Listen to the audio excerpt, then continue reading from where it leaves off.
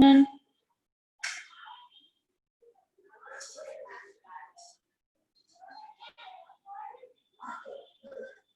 Good afternoon, Vimla. Good afternoon. Lunch అయిందా? మీరు మధ్యలో గ్యాప్ అడిగారని చెప్పేసి హాఫ్ అన్ అవర్ గ్యాప్ ఇమ్మని సార్ చెప్పాను. సో క్లాస్ 2:30కి పెట్టారు. లంచ్ చేస్తారా?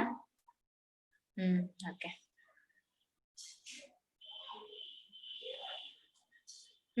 నేను చేశానమ్మా. ఓకే. నిన్న మాక్ పేపర్ కష్టంగా ఉందన్నారంట కదా? నాకు కూడా చాలా మంది చెప్పారు, సార్కి చెప్పారంట కొంచెం టఫ్ గా ఉందని. సో అందుకని అనాలిసిస్ చేద్దాం, ఓకేనా?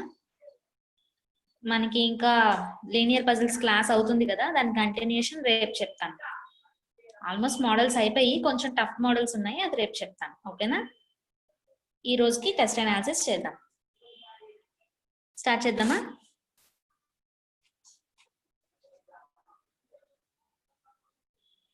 సరే, ఫస్ట్ క్వశ్చన్ చూడండి అమ్మా. ఇన్పుట్ అవుట్పుట్ నేను ఆల్రెడీ మీకు చెప్పాను, ఇది ఈజీగానే ఉంది, మీకు చెప్పిన మోడలే వచ్చింది. ఏముందమ్మా మనకి ఇన్పుట్ లో? సమ్ వర్డ్స్ ఉన్నాయి, నెంబర్స్ ఉన్నాయి. నెక్స్ట్ ఫైనల్ అవుట్పుట్ ఎలా వచ్చిందో చూడాలంటే ఏం చేయాలి? లాస్ట్ స్టెప్ చూడాలి. ఏముంది అక్కడ? వర్డ్స్ అన్ని ఒకవైపు ఉన్నాయి, నెంబర్స్ అన్ని ఒకవైపు ఉన్నాయి. అబ్జర్వ్ చేస్తే ఏం తెలుస్తుంది అక్కడ? వర్డ్స్ అన్ని ఎలా ఉన్నాయి? ఆల్ఫాబెటికల్ ఆర్డర్ లో ఉన్నాయి, రివర్స్ ఆల్ఫాబెటికల్ ఆర్డర్ లో ఉన్నాయి, అంతేనా? ఫస్ట్ అంటే లాస్ట్ నుంచి జెడ్ టు ఏ ఆర్డర్ లో ఉన్నాయి, రివర్స్ లో. ఫస్ట్ ఎస్ వచ్చింది, తర్వాత R, first letters S R L D B, అంటే లాస్ట్ నుంచి ఏది ఫస్ట్ వస్తుందో అది ఫస్ట్. అలాగా వర్డ్స్ ని అరేంజ్ చేసుకున్నారు. అండ్ నెంబర్స్ ఎలా అరేంజ్ చేశారమ్మా? డిసెండింగ్ ఆర్డర్ లో అరేంజ్ చేశారు, పెద్ద నెంబర్ నుంచి చిన్న నెంబర్ వరకు అరేంజ్ చేశారు. అయితే ఈ ప్రాసెస్ ఎలా చేశారు అన్నది మనకి స్టెప్ బై స్టెప్ ఫామ్ లో చూపించాడు. స్టెప్ 1 లో ఏం చేశాడమ్మా? ఫస్ట్ ఆల్ఫాబెటికల్ ఆర్డర్ లో తీసుకున్నాడు. ఏతో మనకి ఏం లేవు కదా, సో బితో బ్యాగ్ ఉంది, బ్యాగ్ ని ఫస్ట్ తీసుకొచ్చాడు. హైయెస్ట్ నెంబర్ ఏముంది? 92 ఉంది, 92 ని లాస్ట్ కి తీసుకొచ్చాడు. రిమైనింగ్ అన్ని యాజ్ ఇట్ ఈస్ గా వేసేసారు, అంతేనా? స్టెప్ 2 లో ఏం చెప్తున్నాడు? స్టెప్ 2 లో బి తర్వాత ఏమొస్తుంది? సి వస్తుంది. సితో మనకి ఏమైనా వర్డ్స్ ఉన్నాయా? లేవు. నెక్స్ట్ డితో ఏం వర్డ్ ఉంది? డాన్సర్ అనే వర్డ్ ఉంది.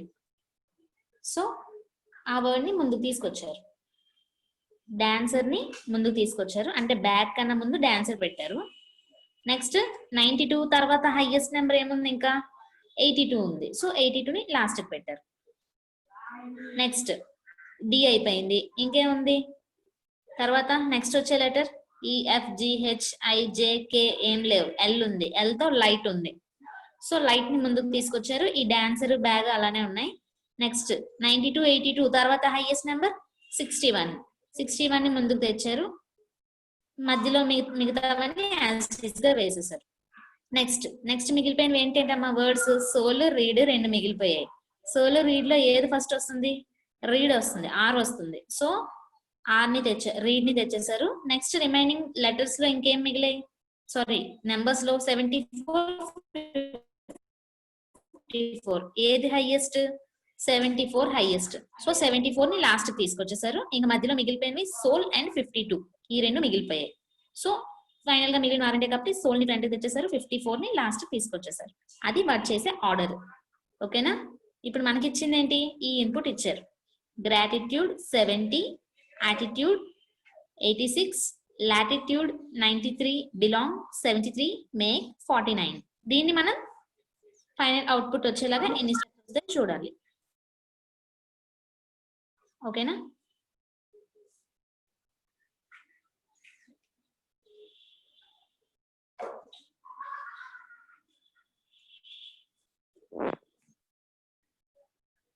డిసెండింగ్ ఆర్డర్ కాదా?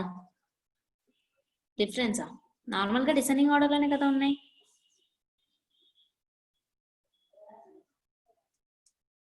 కాదా? 74 74 61 వచ్చాయా? ఓకే ఓకే, డిసెండింగ్ ఆర్డర్ కాదమ్మా నెంబర్స్. ఎందుకంటే చూడండి అన్ని సరిపోయాయి, కానీ ఫస్ట్ 61 వచ్చింది, తర్వాత 74 వచ్చాయి. సో డిసెండింగ్ ఆర్డర్ కాదు, ఇక్కడ నేను చూసుకోవాలా. 74 61 ఆ రెండు ఫస్ట్ 74 తర్వాత 61 వచ్చింటే అది డిసెండింగ్ ఆర్డర్ అయ్యింది. కానీ మనకి ఫస్ట్ 61 వచ్చింది, తర్వాత 74 వచ్చింది. అంటే ఏం చేశాడు, డిసెండింగ్ ఆర్డరే ఆ నెంబర్స్ యొక్క డిఫరెన్సెస్ నుంచి తీసుకున్నాడు. ఎలా అంటే ఉండండి క్లియర్ చేస్తా.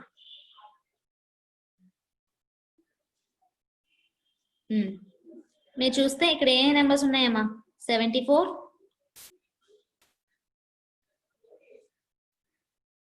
74 54 92 61 82 ఉన్నాయి కదా. అన్నిటికీ డిఫరెన్స్ చేయండి. ఫస్ట్ 92 తీసుకోండి. 92కి 9 - 2 ఎంత, 7. అంటే ఎలా అరేంజ్ చేశారు అనేది చెక్ చేసుకుంటున్నాం. ఫస్ట్ మైనస్ చేద్దాం, తర్వాత ప్లస్ చేద్దాం, ఏ ఆర్డర్ లో పెట్టాడో చూసుకుందాం. 54 5 + 4 ఎంత, 9. 74 7 + 4 ఎంత, 11. 6 + 1 7 వేసుకున్నాం. 92కి వెయిట్, 92కి 9 + 2 ఎంత, 12. 6 + 1 7. 8 + 2 ఎంత, 10. సో ఇక్కడ ఉన్న ఇండివిజువల్ డిజిట్స్ ని ఫస్ట్ మనం యాడ్ చేసుకున్నాం. అంటే ఎలా వేసుకున్నాడో మనకు తెలియలేదు కాబట్టి యాడ్ చేసుకుంటే ఏమొచ్చింది, ఫస్ట్ 92 తెచ్చుకున్నాడు. 92 నెంబర్ ఎంత, 12. అంతేనా? సో 12 తెచ్చాడు అనుకుందాం. సో 9 + 2 11 అవుతుంది మ్యామ్. Okay 11 sorry.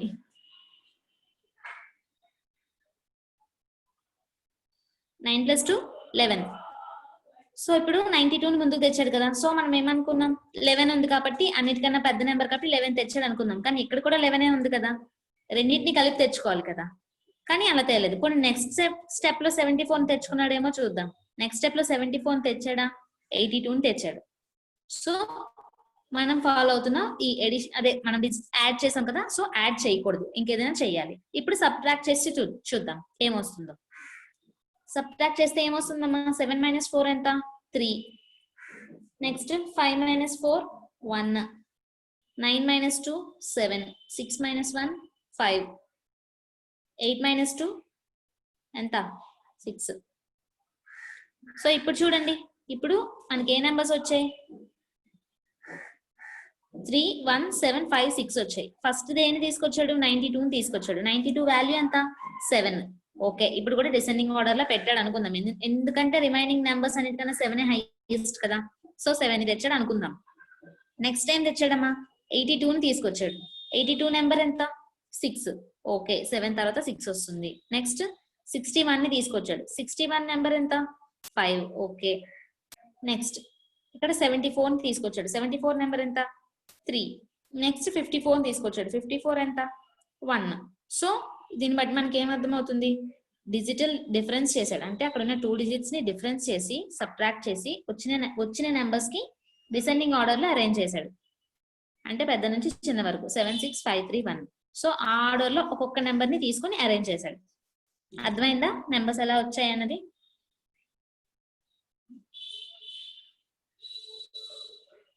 సో ఇప్పుడు దాన్ని బట్టి మనం చేయాల్సింది ఏంటి, మనకి ఇచ్చిన ఇన్పుట్ ఏంటి, gratitude 70, attitude 86, latitude 93, belong 73, make 49. So చేద్దాం. స్టెప్ 1. స్టెప్ 1 లో ఏం చేయాలమ్మా, ఫస్ట్ ఆల్ఫాబెట్ వైజ్ చూసుకోవాలి కదా. ఏతో మనకి ఏది స్టార్ట్ అవుతుంది, యాటిట్యూడ్ స్టార్ట్ అవుతుంది. So attitude.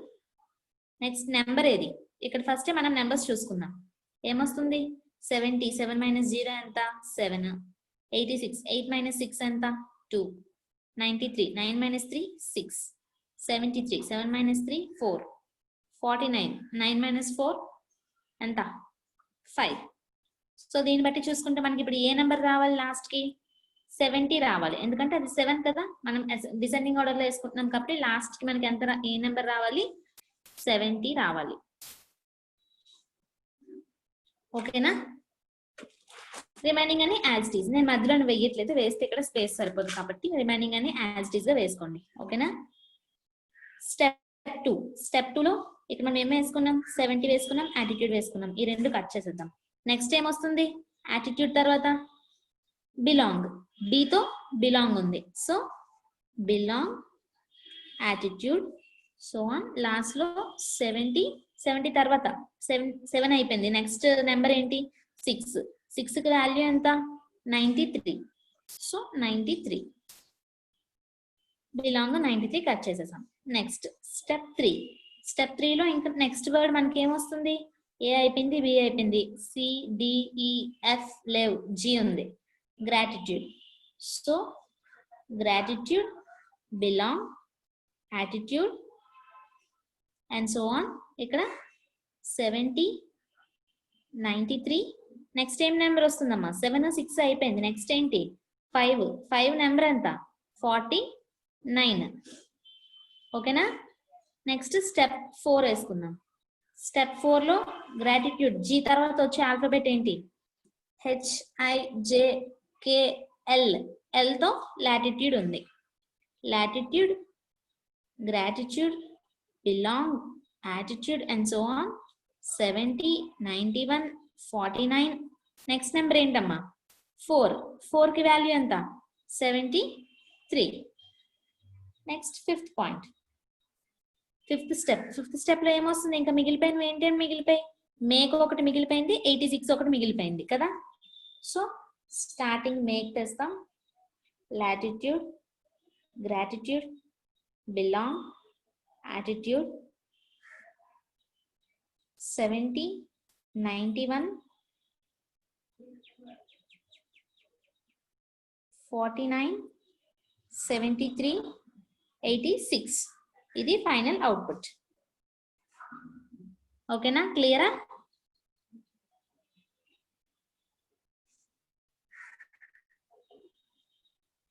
క్లియర్ అమ్మా? అర్థమైందా అందరికి ఎలా వచ్చింది అన్నది?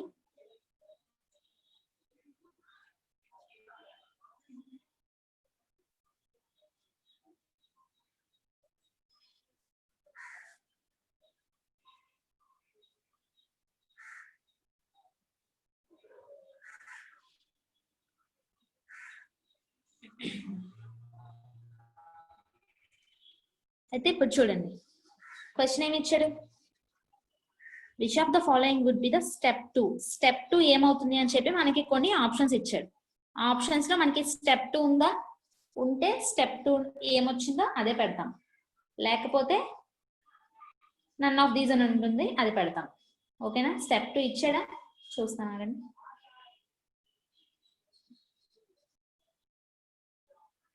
స్టెప్ 2 ఇవ్వలేదు. ఇచ్చిన 4 ఆప్షన్స్ లో మనకి స్టెప్ 2 లో వచ్చిన ఆర్డర్ అనేది రాలేదు కాబట్టి ఆర్డర్ రాలేదు కాబట్టి నన్ ఆఫ్ దీస్ ఆన్సర్. ఓకేనా? నెక్స్ట్ క్వశ్చన్ చూద్దాం. నెక్స్ట్ క్వశ్చన్ ఏమి ఇచ్చాడమ్మా? మనకి ఒక స్టెప్ ఇచ్చేసాడు.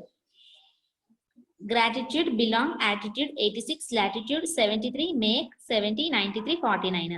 ఈ స్టెప్ ఎక్కడ వస్తుంది అని అడిగాడు. ఎక్కడ వస్తుంది మనకి? స్టెప్ 3 లో వస్తుంది కదా. స్టెప్ 3 లో గ్రాటిట్యూడ్, బిలాంగ్, యాటిట్యూడ్, లాస్ట్ లో 70 93 కదా ఇది. ఓకే, ఇక 93 ఉంది. ఓకే, 93 49. మధ్యలో ఉన్నవి సరిపోయా?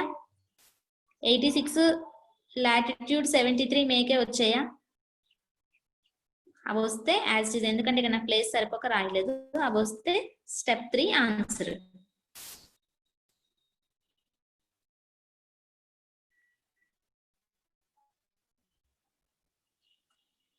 ఓకేనా? అరవింద్, మీరు నాకు అడిగారు వాట్సాప్ లో క్వశ్చన్. ఈ క్వశ్చన్ కోసమే అడిగినట్టుంది. నేను సరిగ్గా చూడలేదు. అవి నెంబర్స్ డిసెండింగ్ ఆర్డర్ లో ఉన్నాయి అనుకోండి. ఆ స్టెప్ మీరు పెట్టింది రైట్ అని చెప్పాను, కానీ ఇలా వస్తున్నాయి నెంబర్స్. ఓకేనా? సో ఇక్కడ నెంబర్స్ అరవింద్ అబ్జర్వ్ చేశారా? వచ్చినవి డిసెండింగ్ ఆర్డర్ లో రాలేదు. డిజిటల్ డిఫరెన్స్ యొక్క డిసెండింగ్ ఆర్డర్ లో వచ్చింది. ఇందాక నేను సరిగ్గా చూసుకోక మీరు పెట్టింది కరెక్ట్ అనేసా. ఓకేనా? ఆన్సర్ వచ్చేసి స్టెప్ 3. నెక్స్ట్ క్వశ్చన్ చూద్దాం.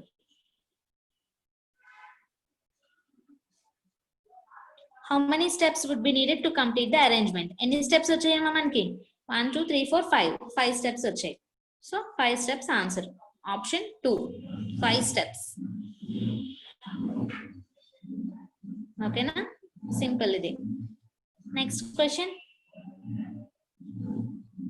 అంతే. అక్కడతో ఈ input and output questions only 3 marks కే ఇచ్చారు, అయిపోయింది. ఇవి స్టేట్మెంట్స్ అండ్ అజంప్షన్స్ అమ్మా. ఈ టాపిక్ మీకు సురేష్ సార్ చెప్తారు. ఓకేనా? ఈ స్టేట్మెంట్స్ కి రిలేటెడ్ ఇవన్నీ కూడా సురేష్ సార్ చెప్తారు. Statements and assumptions, cause of action, ఇంకా అలాంటివి ఉంటాయి. అవి మీకు సురేష్ సార్ చెప్తారు. అవునమ్మా, పీఓ మోడల్ ఇది. పేపర్ అయితే పీఓ ప్రిలిమ్స్ మోడల్లో ఉంది. పజిల్స్ కొంచెం కష్టంగా ఉన్నాయి. అలా అని మెయిన్స్ మోడల్ అని చెప్పలేము, ఎందుకంటే మెయిన్స్ లో ఇంతకన్నా కష్టం ఇస్తారు. మెయిన్స్ పేపర్ తో కంపేర్ చేసుకుంటే ఈజీగానే ఉంది. పజిల్స్ విషయంలో చెప్తున్నా, మెయిన్స్ పేపర్ తో కంపేర్ చేసుకుంటే ఈ పజిల్స్ ఈజీగానే ఉన్నాయి. మెయిన్స్ కి ఇంకా కష్టంగా ఉంటాయి. అలా అని ప్రిలిమ్స్ కి ఇంత కష్టంగా ఇస్తాడు అని చెప్పలేము. మన టైం బాగోపోతే, పేపర్ టఫ్ గా ఇచ్చాడు అని అనుకుంటేనే ఇలాంటివి ఉంటాయి. ఓకేనా? సో మీరు ఇది మెయిన్స్ అని ఫిక్స్ అయిపోకండి. ఇలాంటివి ప్రిలిమ్స్ కే వస్తాయి. మన టైం బాగా పేపర్ టఫ్ అయితే ఇలాంటివి వస్తాయి. ఓకేనా? కానీ మెయిన్స్ లో ఇంతకన్నా కష్టంగా ఉంటాయి, అందుకని మీరు ప్రాక్టీస్ ఎక్కువ చేయాలి. ఈ 2, 4 and 5 క్వశ్చన్స్ ఇవి స్టేట్మెంట్స్ అండ్ అజంప్షన్స్ అమ్మ సార్ చెప్తారు. ఓకేనా? ఇప్పుడు 6th క్వశ్చన్ పజిల్ చూద్దాం. పజిల్ లో ఏమి ఇచ్చాడమ్మా?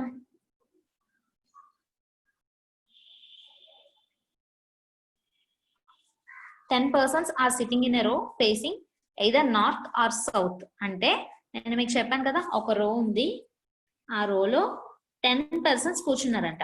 1, 2 కలర్ మారుద్దామా? రెడ్ లో రెడ్ ఏమో ఉంది, దీన్ని పెడదాం.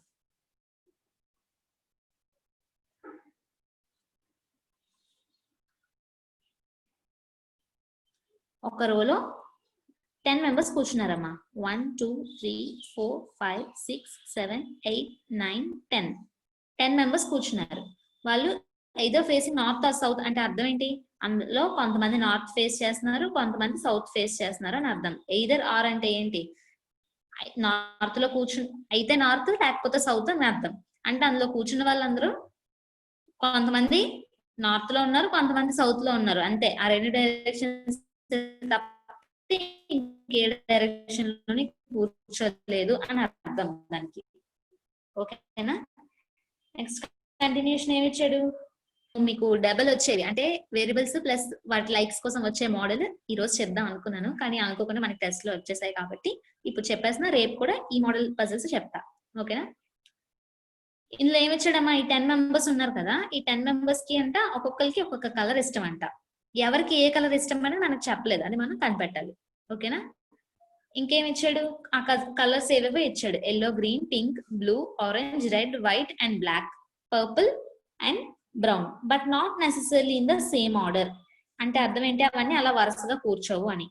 Not more than 2 consecutive persons face same direction to each other. అంటే దాని అర్థం ఏంటమ్మా? ఇద్దరికన్నా ఎక్కువ ఒకే డైరెక్షన్ తో కూర్చోకూడదు. ఇఫ్ సపోజ్ వీళ్ళిద్దరు నార్త్ వచ్చారు అనుకోండి, ఆ పక్కన ఉన్న పర్సన్ నార్త్ రాకూడదు. అంటే ఇద్దరికన్నా ఎక్కువ ఒకే డైరెక్షన్ లో కూర్చోరు. ఓకేనా? మ్యాక్స్ ఒక డైరెక్షన్ లో కూర్చోడానికి ఇద్దరు లిమిట్. ఇద్దరికన్నా ఎక్కువ ఒక డైరెక్షన్ లో కూర్చున్నట్టు మనకు వస్తే మనం వేసింది రాంగ్ అని అర్థం. ఓకేనా? ఇక్కడ నుంచి మనకు కావాల్సిన హింట్స్ అనేవి స్టార్ట్ అవుతాయి. ఏమి ఇచ్చాడమ్మా? 4 persons సిట్స్ బిట్వీన్ ఈ అండ్ క్యూ. ఈ అనే ఒక పర్సన్ కి, క్యూ అనే ఒక పర్సన్ కి మధ్యలో 4 కూర్చున్నారంట. సరే, కూర్చున్నారు. నెక్స్ట్ కంటిన్యూషన్ కూడా ఈకి క్యూకి రిలేటెడే కదా, సో అదేంటో కూడా చూసేద్దాం. Neither E nor Q sit at the extreme ends of the row. అంటే ఈకి క్యూకి మధ్యలో 4 ఉండాలి. ఈ గాని క్యూ గాని ఇద్దరిలో ఏ ఒక్కరు కూడా ఈ చివర్లలో ఎండ్స్ లో ఉండకూడదు అంటున్నాడు. సో అయితే మనకి పాసిబిలిటీస్ అన్ని వేసుకుంటామా? వేసుకోవాలి కదా. ఎక్కడెక్కడ వస్తాయి పాసిబిలిటీస్? ఇక్కడ ఈ వేసాం అనుకోండి, మధ్యలో 4 ఉండాలి కదా. 1, 2, 3, 4. ఇక్కడ క్యూ వేస్తాం. ఇక్కడ కూడా ఈ వేసుకోవచ్చు కదా.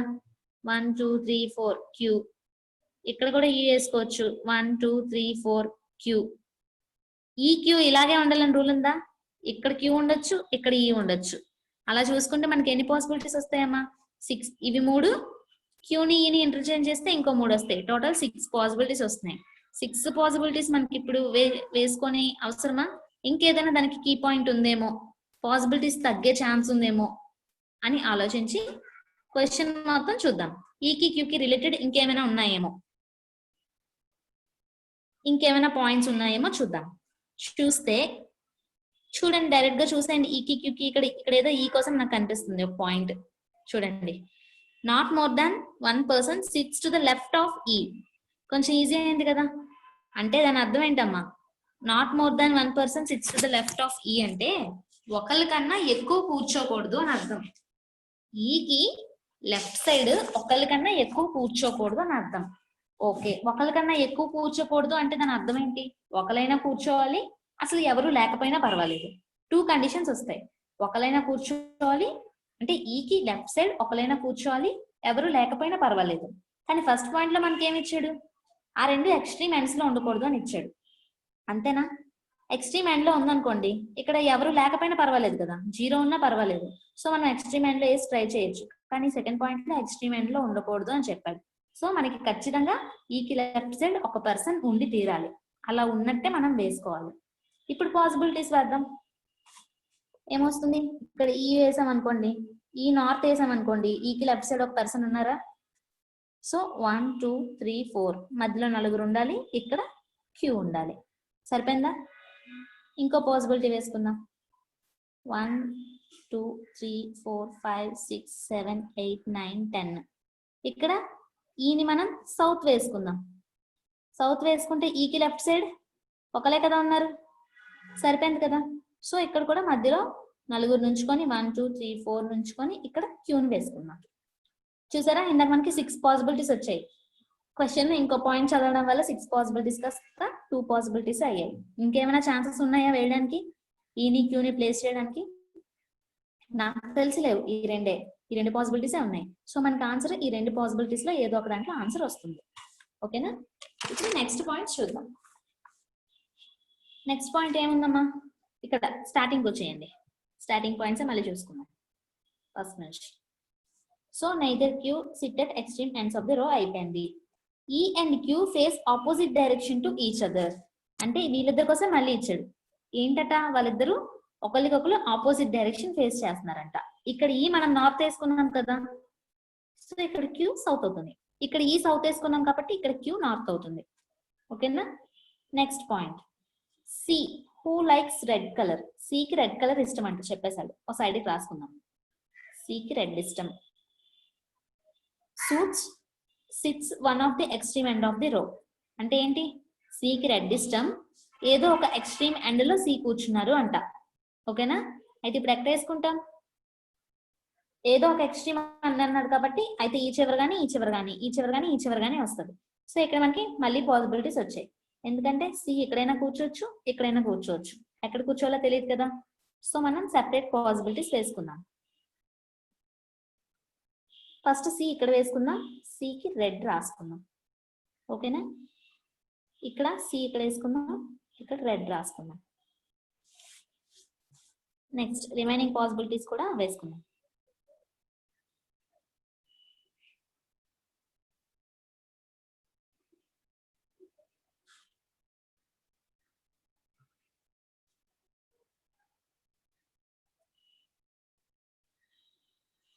ఏమొచ్చిందమ్మా, ఈ ఫస్ట్ దానే మళ్ళీ వేద్దాం. ఇక్కడ ఈ వేసుకుంటే ఇది నార్త్, 1 2 3 4 నలుగురు నుంచేసి ఇది క్యూ, ఇది సౌత్ అవుతుంది. ఇందాక ఇక్కడ సి వేసుకున్నాం కదా, ఇప్పుడు ఈ చివర సి వేసుకుందాం, ఇది రెడ్.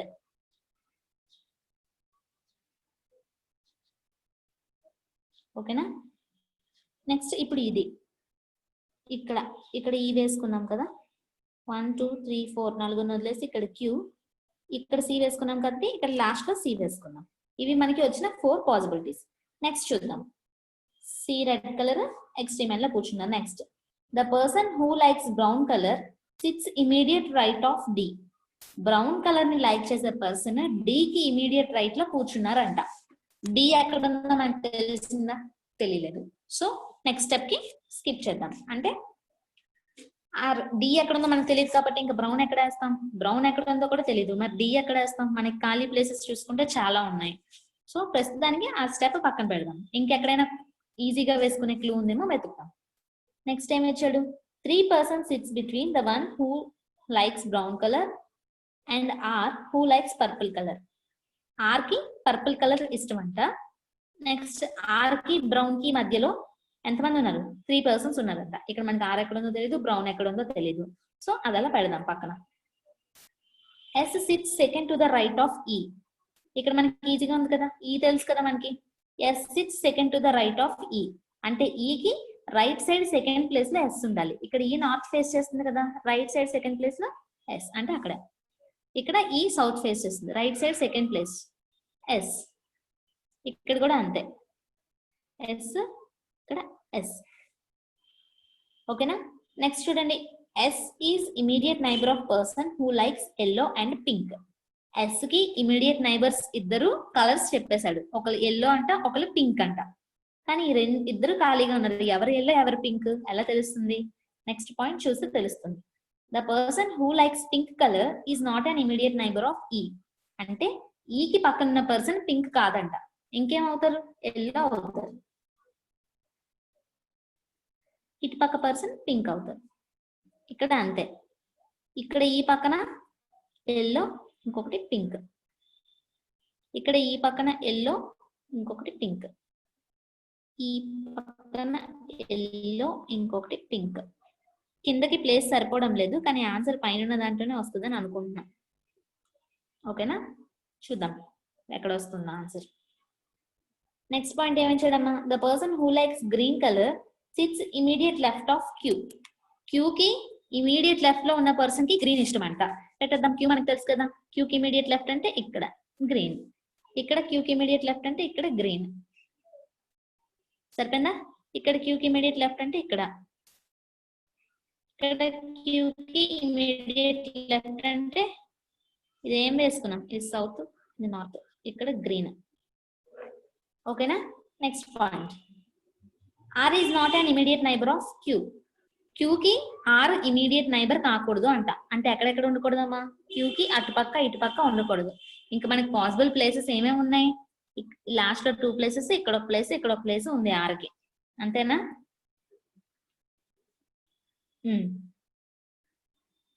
నెక్స్ట్ పాయింట్ చూడండి, the person who likes green colour sits immediate left of B. Green ఎక్కడ ఉందో మనకు తెలుసు, ఇగో ఎక్కడ ఉంది గ్రీన్, ఎక్కడ కూర్చుందంట, బి కి ఇమీడియట్ లెఫ్ట్ లో కూర్చుందంట. అంటే గ్రీన్ కి అటువైపు గానీ ఇటువైపు గానీ బి ఉండాలి. ఒకవైపు ఆల్రెడీ క్యూ ఉంది, సో బి ఇంకో వైపు వస్తుంది. బికి అంతేనా, పాయింట్ ఏమిచ్చాడు, sits immediate left of B. బికి ఇమీడియట్ లెఫ్ట్ లో గ్రీన్ ఉండాలి అంటే ఇక్కడ బి డైరెక్షన్ ఏముండాలమ్మా, నార్త్ ఉండాలి. నార్త్ ఉంటేనే కదా బికి ఇమీడియట్ లెఫ్ట్ లో గ్రీన్ వస్తుంది, గ్రీన్ ఉన్నట్టు అవుతుంది. సో అది ఆర్డర్. ఇక్కడ కూడా అంతే, గ్రీన్ ఇక్కడ ఉంది, బి ఇక్కడ ఉంటే బి సౌత్ అయితే ఇమీడియట్ లెఫ్ట్ అవుతుంది. ఇక్కడ సేమ్ కాబట్టి నేను లాస్ట్ 2 పాసిబిలిటీస్ డైరెక్ట్ గా వేసేస్తున్నాను, ఎందుకంటే పైన ఉన్న దానికి సిమిలర్ గానే డైరెక్షన్స్ వేసుకున్నాం, ఓన్లీ సి ప్లేస్ మాత్రమే మార్చాం, అందుకనే సేమ్ వేసేస్తున్నాం.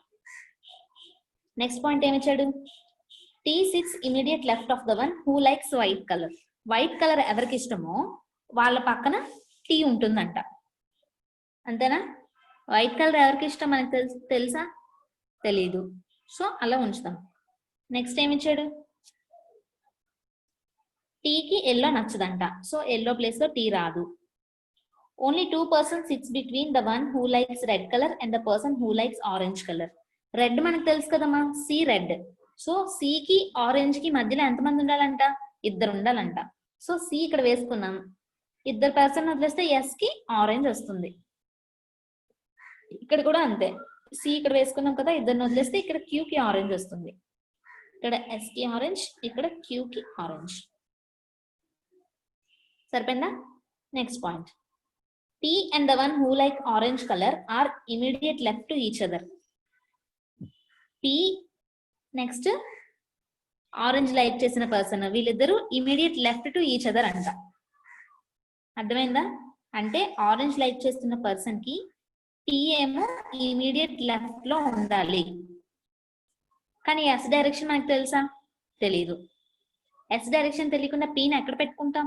ఇటువైపు అయినా పెట్టచ్చు, అటువైపు అయినా పెట్టచ్చు, అంతేనా? రెండు వైపుల్లో ఎక్కడైనా పెట్టుకోవచ్చు. సో ఇంకేదైనా క్లూ ఉందేమో చూద్దాం. చూస్తే ఇంకేముంది, B does not like black and white colour. Okay, the person those sit at extreme end of the row face opposite directions. Okay, A faces south direction. Okay, ఇక్కడ మనకి లాస్ట్ లో ఇచ్చిన points ఏవి మనకు తెలియదు. సో ఇందాక మనం మధ్యలో ఒక పాయింట్ వదిలేసాం, డి కోసం ఆర్ కోసం, ఆ పాయింట్ చూద్దాం. చూడండి, the person who likes brown colour sits immediate right of D.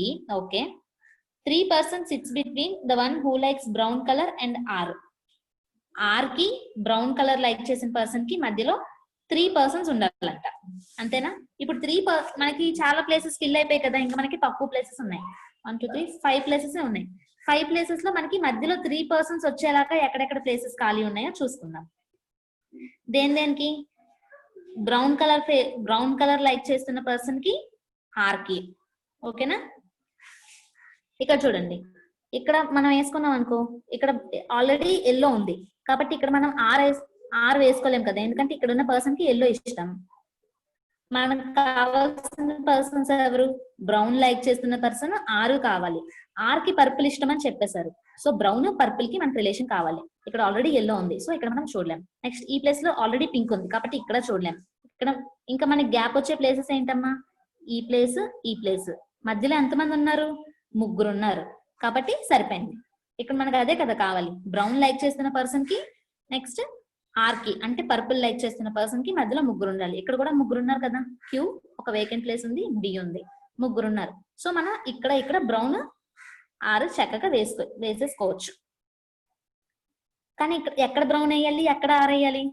2 ప్లేసులు ఖాళీగా ఉన్నాయి, మనకి 2 మనుషులు దొరికేశారు, బ్రౌన్ పర్పుల్. కానీ వాళ్ళిద్దరిని ఎక్కడ ఫస్ట్ బ్రౌన్ వేయాలా, అదే పర్పుల్ వేయాలా తెలియదు కదా. సో ఆ ముందు పాయింట్ చూడండి, the person who likes brown colour sit immediate right of D అని అన్నాడు. సో ఇక్కడ మనకు అర్థం ఏంటి? ఇక్కడ మనం బ్రౌన్ వేసాం అనుకోండి, ఇక్కడ బ్రౌన్ వేస్తే డి కి ఇమీడియట్ రైట్ లో ఉండాలంట బ్రౌన్. డి కి ఇమీడియట్ రైట్ అవుతుందా? డి ఉన్నాడు పక్కన, ఖాళీ లేదు. సో ఇక్కడ బ్రౌన్ వేయడం అవ్వదు. ఇక్కడ వేసాం అనుకోండి, ఇక్కడ బ్రౌన్ అనుకోండి, డి కి ఇమీడియట్ రైట్ లో ఉండాలి. ఇక్కడ డి వేసుకోవడానికి ఛాన్స్ ఉంది కదా, డి నార్త్ అనుకోండి, డి కి ఇమీడియట్ రైట్ లో బ్రౌన్ ఉన్నట్టే కదా. సో అలా వేసుకుందాం, డి కి ఇమీడియట్ రైట్ లో బ్రౌన్ ఉన్నట్టు అయింది. నెక్స్ట్ బ్రౌన్ కి ఆర్ కి మధ్యలో ఎంతమంది ఉండాలి? 3. ఇక్కడ ఆర్ వేసుకోవచ్చు, ఆర్ కి పర్పుల్ కూడా పెట్టుకోవచ్చు. సరిపోయింది కదా. నెక్స్ట్ సేమ్ పాయింట్ మిగతా దాంట్లో కూడా వేసుకుందాం. మధ్యలో 3 ఉండాలి కాబట్టి ఎక్కడ మనకి సరిపోతుందమ్మా? ఈ సెకండ్ కేసులో చూడండి, మనకి కలర్, ప్లేస్, పర్సన్ 2 ఖాళీగా ఉన్న ప్లేసెస్ ఏమేమి ఉన్నాయి? ఇదొకటి ఉంది. ఇక్కడ పింక్ ఉన్న దగ్గర పర్సన్ లేరు, కానీ మనకు కావాల్సింది ఏంటి? పర్పుల్, బ్రౌన్ కావాలి. ఓకే, ఇక్కడ బ్రౌన్ వేసాం అనుకోండి, డి వేసుకోవడానికి ప్లేస్ ఉందా? డి కి ఇమీడియట్ రైట్ లో బ్రౌన్ ఉండాలి కదా, అటు ఇటు 2 వైపులా డి వేసుకోవడానికి ప్లేస్ లేదు కాబట్టి ఇక్కడ వేయడానికి అవ్వదు. నెక్స్ట్ ఇంకా ఇక్కడ వేసుకున్నాం అనుకోండి, బ్రౌన్ పక్కన ఈ ఉంది కాబట్టి ఇక్కడ అవ్వదు. ఇంకెక్కడ? ఇక్కడ వేసుకుంటే 2 పక్కల డి వేసుకోవడానికి ప్లేస్ లేదు, ఎక్కడా లేదు మనకి. సో ఇంకెక్కడ వేస్తాం కాబట్టి ఈ పాసిబిలిటీలో అవ్వదు. ఈజీగా తెలిసిపోతుంది మనకి బ్రౌన్ వేసుకోవడానికి ప్లేస్ లేదు. నెక్స్ట్ ఈ పాసిబిలిటీలో చూడండి, అది క్లియర్ చేసేస్తానమ్మా, మనకి కొంచెం స్పేస్ వస్తుంది.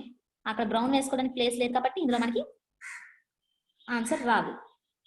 నెక్స్ట్ ఇక్కడ చూసుకోండి, ఇక్కడ చూస్తే ఇంకెక్కడ వస్తుంది మనకి? ఏం కావాలి?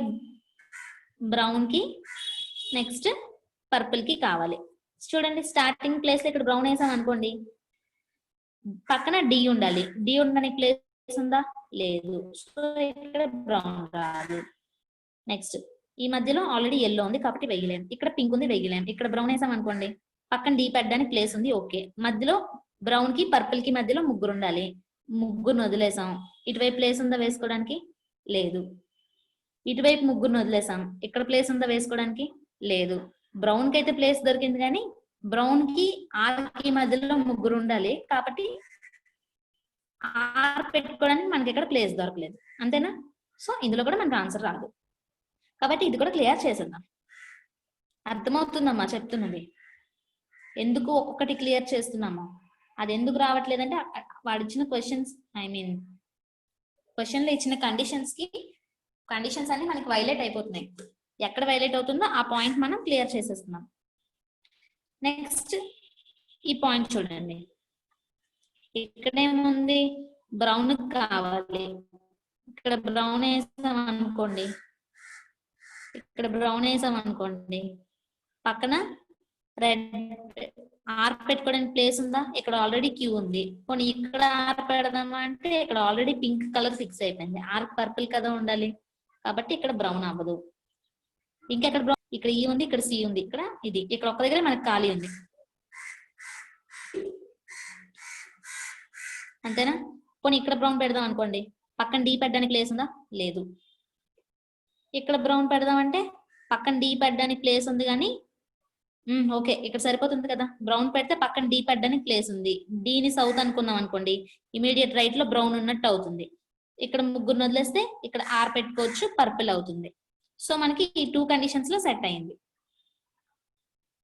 ఓకే, నెక్స్ట్ పాయింట్ చూద్దాం. నెక్స్ట్ ఇందాక మనకి ఎస్ కి నైబర్స్ ఏమి ఇచ్చాడమ్మా? ఎల్లో పింక్ ఉండాలని చెప్పాడు. నెక్స్ట్ ఇంకేదో ఇచ్చాడు ఎస్ కి రిలేటెడ్.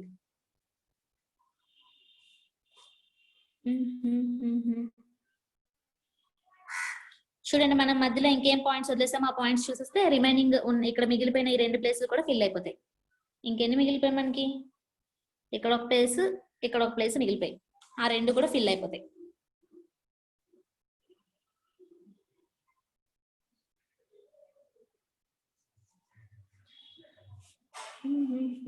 లాస్ట్ పాయింట్ చూడండి, ఏ ఫేసెస్ సౌత్ డైరెక్షన్ అని ఉంది. ఏ ఎక్కడ పెడతాం? తెలీదు. మనకి 3 ప్లేస్లు ఉన్నాయి, ఆ 3 డైరెక్షన్స్ తెలియవు. సో అలా డైరెక్ట్ గా పెట్టేయలేం. ఇంకా ఇంకా చూడండి, ఒక పాయింట్ ఇక్కడెక్కడో నేను చూసా.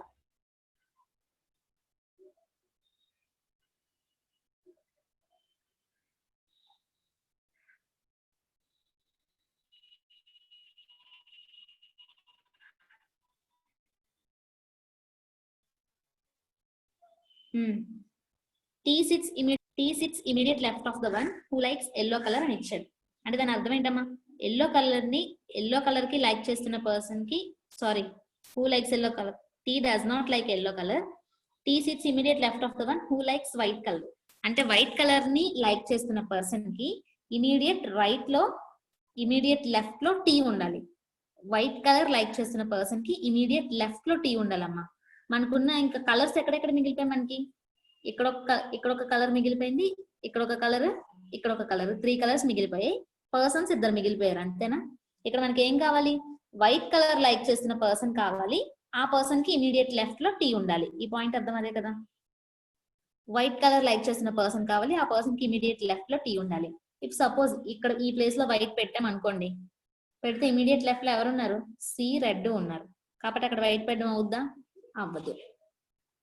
సో ఇక్కడ వైట్ పెట్టాం అనుకోండి, ఇది సౌత్ కాబట్టి ఇమీడియట్ లెఫ్ట్ లో మనకి ఎవరున్నారు? పర్సన్ గ్రీన్ లైక్ చేస్తున్నారు, కానీ పర్సన్ ఎవరున్నారు? ఎవరు లేరు. సో ఇక్కడ టీ పెట్టుకునే ఛాన్స్ ఉంది. ఇంకొక ఇది కూడా చూద్దాం. ఇక్కడ వైట్ పెట్టాం అనుకోండి, వైట్ పెడితే ఇమీడియట్ లెఫ్ట్ లో ఎవరున్నారు?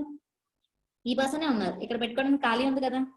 సో మనం ఎక్కడెక్కడ పెట్టుకోవచ్చు. ఇక్కడ వైట్ పెట్టినా, ఇక్కడ వైట్ పెట్టినా, రెండిట్లో ఏది వైట్ పెట్టినా మనకి ఇక్కడ టీ పాసిబుల్ అవుతుంది. అయితే రెండిట్లో వైట్ ఎక్కడ పెట్టాలి?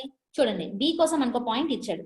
D does not like black or white. అంటే బి కి బ్లాక్ వైట్ నచ్చవు. సో మనం బి దగ్గర వైట్ పెట్టడానికి అవ్వదు. ఇంకా మిగిలింది ఎక్కడ? క్యూ దగ్గర మనం వైట్ పెట్టుకోవడానికి అవుతుంది. అర్థమైందా? మీరు ఇక్కడ వైట్ పెట్టుకున్నా, ఇక్కడ వైట్ పెట్టుకున్నా, రెండిట్లో ఎక్కడ వైట్ పెట్టుకున్నా మనకి ఇక్కడ టీ పెట్టుకోవడానికి ఛాన్స్ దొరుకుతుంది. కాకపోతే బి కి వైట్ అంటే నచ్చదు అని చెప్పి ఇచ్చేసాడు. కాబట్టి బి దగ్గర వైట్ పెట్టట్లేదు మనం. క్యూ దగ్గర వైట్ పెట్టుకుంటున్నాం, అప్పుడు ఇక్కడ మనకి టీ వస్తుంది. క్యూ దగ్గర వైట్ పెట్టుకుంటే ఇక్కడ టీ వస్తుంది. ఓకేనా? నెక్స్ట్ ఇంకేం మిగిలాయి మనకి? ఇక్కడ 2 మనుషులు మిగిలిపోయారు, ఒక కలర్ మిగిలిపోయింది, అంతేనా? మిగిలిపోయిన కలర్ ఏంటమ్మా? ఇంకేం కలర్ మిగిలిపోయింది? దాంట్లో ఎల్లో పెట్టాం, గ్రీన్ పెట్టాం, పింక్, బ్లూ పెట్టామా? ఇక్కడ కూడా ఒక కలర్ మిగిలిపోయింది కదా. ఇక్కడ ఒక కలర్, ఇక్కడ ఒక కలర్ మిగిలిపోయి. మనకి మిగిలిపోయిన కలర్స్ ఏంటి? బ్లూ ఒకటి, బ్లాక్ ఒకటి. ఇక్కడ మనకి బీకి ఏం చెప్పాడమ్మా? వైట్, బ్లాక్ 2 నచ్చదు అని చెప్పాడు. మనకి మిగిలిపోయినవి బ్లూ, బ్లాక్. బ్లాక్ ఎలాగో నచ్చదు, సో మిగిలిపోయింది ఏంటి? బ్లూ. కాబట్టి ఏమొస్తుంది? బి దగ్గర బ్లూ వస్తుంది. ఇంకా మిగిలిపోయింది ఈ దగ్గర ఇంకేమొస్తుంది? ఇంకా మిగిలిపోయింది బ్లాకే కదా. సో ఈ దగ్గర బ్లాక్. ఓకేనా? ఇంకా పైన ఇంకేం మిగిలిపోయాయి? పర్సన్స్ మిగిలిపోయారు. పర్సన్స్ కోసం ఇంకేం పాయింట్ ఇచ్చాడు మనకి చూద్దాం. డైరెక్షన్స్ కూడా మిగిలిపోయాయి కదా. ఇలా ఎగ్జామ్స్ ఇలానే ఉంటాయి, పాయింట్స్ అన్ని జంబుల్ చేసి ఉంటాయి. అన్ని పాయింట్స్ మనకు అవసరమైన పాయింట్స్ ని వెతుక్కొని సెట్ చేసుకోవాలి. అన్ని ఒక పక్కన రాసుకుంటే గుర్తుంటాయి దేనికి ఏది పెడుతున్నామా అన్నది. ఓకేనా. ఇప్పుడు ఇంకేం పాయింట్ మిగిలిపోయింది, ఇంకా మనకి మిగిలిపోయిన ఆల్ఫాబెట్స్ చూద్దాం. A1 ఏ ఫేసెస్ సౌత్ డైరెక్షన్ అన్నాడు. మనకి 2 ప్లేసుల్లో ఎక్కడో దగ్గర ఏ పెట్టాలి, కానీ ఏ ఎక్కడ పెట్టాలి తెలియదు. సో ఇక్కడ డైరెక్షన్స్ ఉన్నాయి చూడండి. P అండ్ డైరెక్షన్ కాదు, ఇక్కడ పాయింట్ చూడండి. P and the one who likes orange colour are immediate left to each other. Orange ఎక్కడ ఉందమ్మా, ఇక్కడ ఉంది ఆరెంజ్. ఆరెంజ్ పక్కన స్పేస్ ఉంది, సో అక్కడ మనం P పెట్టుకోవచ్చు. ఎందుకంటే ఈ ఆరెంజ్ లైక్ చేస్తున్న పర్సన్ P ఇద్దరు ఒకరికొకరు ఇమీడియట్ లెఫ్ట్ లో ఉండాలంట. అంటే ఇద్దరు వేరే వేరే డైరెక్షన్స్ ఫేస్ చేస్తుంటారు, అప్పుడు ఒకరికొకరు ఇమీడియట్ లెఫ్ట్ లో ఉంటారు. సో ఆరెంజ్ పక్కన P పెట్టామనుకో, P కి ఇమీడియట్ లెఫ్ట్ లో ఆరెంజ్ ఉండాలి, అంటే P సౌత్ ఫేస్ చేస్తుంటే అవుతుంది. S కి ఇమీడియట్ లెఫ్ట్ లో P ఉండాలి, సో S నార్త్ ఫేస్ చేస్తే ఇమీడియట్ లెఫ్ట్ P అవుతుంది. ఓకేనా. ఇంకేం మిగిలిపోయి, ఇంకా మిగిలిపోయింది A1. ఏ ఫేసెస్ సౌత్ డైరెక్షన్ అన్నాడు. ఇక్కడ మనకు ఒక ఖాళీ మిగిలిపోయింది, అక్కడ ఏ పెట్టేసాం, ఏని సౌత్ పెట్టేసాం. ఇంకా డైరెక్షన్స్ మిగిలిపోయాయి కదా, ఫస్ట్ లాస్ట్ ది. దానికి ఏమి ఇచ్చాడు చూడండి. The person those sit at extreme end of the row faces opposite direction to each other. ఆ రెండు ఆపోజిట్ డైరెక్షన్ ఫేస్ చేయాలని ఇచ్చాడు, కానీ దేనికి ఏది ఫేస్ చేయాలి ఇవ్వలేదు. ఇంకెక్కడ దాని డైరెక్షన్ ఇచ్చుంటాడు చూద్దాం.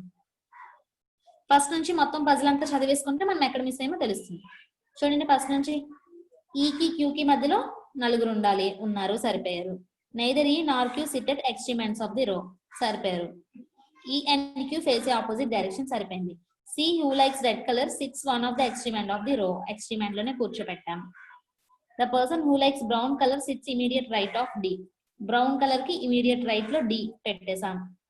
3 persons sits between the one who likes brown color and R who likes purple color. D కి బ్రౌన్ కి R కి మధ్యలో 3 persons ఉండాలి, పెట్టేసాం. Not more than 1 person sit to the left of E. E కి left side ఒకరికన్నా ఎక్కువ ఉండకూడదు, ఒకలే ఉన్నారు. S sits second to the right of E. E కి second to the right లో S పెట్టేసాం. S is immediate neighbor of the person who likes yellow color and pink color. S కి immediate neighbors yellow, pink. Okay. The person who likes green color sits immediate left of Q. Q ki immediate left lo green. Okay. R is not an immediate neighbor of Q. Q ki atupakka itupakka R ledu. The person who likes green color sits immediate left of B. B ki immediate left lo green undi. Okay. T sits immediate left of the person. Sit between the one who likes red color. Sorry. T sits immediate left of the one who likes white color. White color like chestunna person ki immediate left lo T undali. T does not like yellow color. T ki yellow nachadu. Only 2 persons sits between the one who likes red color and the one who likes orange color. Red ki orange ki madhyalo iddare unnaru. T and the one who likes orange color are immediate left to each other. T ki orange ki veeliddaru okalokakalu immediate left lo unnaru. D ki black and white nachavu. The person those sit at extreme ends face opposite direction. Okay.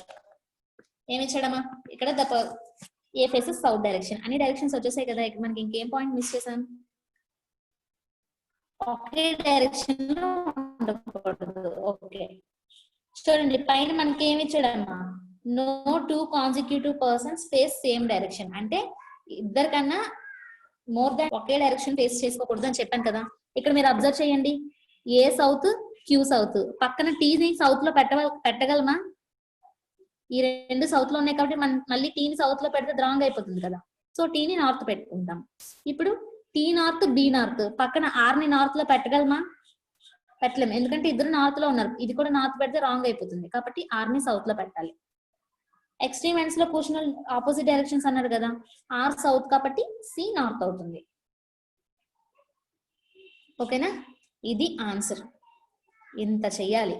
అంతా చేసిన తర్వాత అన్ని points మనం మీదకి కిందకి చూసుకునేసరికి కొన్నిసార్లు తప్పులు రావచ్చు. సో ఇప్పుడు నేను మొత్తం చదివి చెక్ చేసుకున్నాను కదా, ప్రతి పాయింట్ అన్ని సరిపోతున్నాయా లేదా అనేసి మళ్ళీ లాస్ట్ లో ఒకసారి చెక్ చేసుకుంటే ఆన్సర్స్ రాంగ్ అవ్వవు.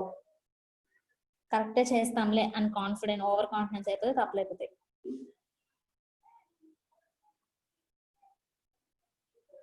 ఓకేనమ్మా, అర్థమైందా?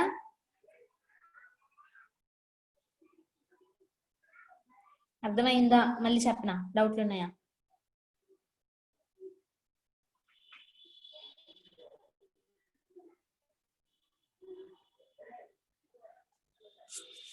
క్లియర్ కదా? ఓకే, దీనిపైన క్వశ్చన్స్ నేను పెట్టమని చెప్పలేదు, నేనే క్వశ్చన్స్ చూస్తాను. How many persons sits between P and B అని ఒక క్వశ్చన్ అడిగారు. పికి బికి మధ్యలో ఎంతమంది ఉన్నారు అని క్వశ్చన్ అమ్మా. పికి బికి మధ్యలో ఎంతమంది ఉన్నారు? 1 2 3 4 5 మెంబర్స్ ఉన్నారు. కాబట్టి మోర్ దాన్ 3 అనే ఆప్షన్ పెడతాం. Option D right answer. ఓకేనా? Next question, 4 of the following belongs to the same group అని చెప్పేసి ఒక క్వశ్చన్ ఇచ్చారు. దానికి ఏమని పెట్టారు? ఆప్షన్స్ ఏమి ఇచ్చాడంటే T, B, D, S, R. Answer ఏం పెట్టారమ్మా? 4 of the following are belongs to a group, find the one that doesn't belong to that group. Answer ఏం పెట్టారు చూడండి. టి నార్త్ ఫేస్ చేస్తుంది, బి నార్త్ ఫేస్ చేస్తుంది, D south, S north, R south. మరి ఏం పెట్టారు ఆన్సర్? ఆరా? D ఎందుకు కాదు? డి కూడా సౌతే కదా.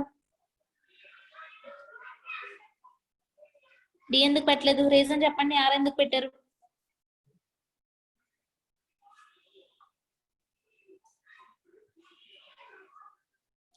సారీ, డి కూడా నార్తే ఉంది కదా. ఓకే ఓకే, నేను చూసుకోలే, పిని చూసి డి అనుకున్నా. ఓకే, డి నార్తే ఉంది, నేను ఇక్కడ పిని చూసి డి అనుకున్నా. సరిపోయింది, డి కూడా నార్తే కాబట్టి ఆర్ ఒక్కటే సౌత్ కాబట్టి ఆర్ ఆన్సర్ అవుతుంది. ఓకేనా? Next question,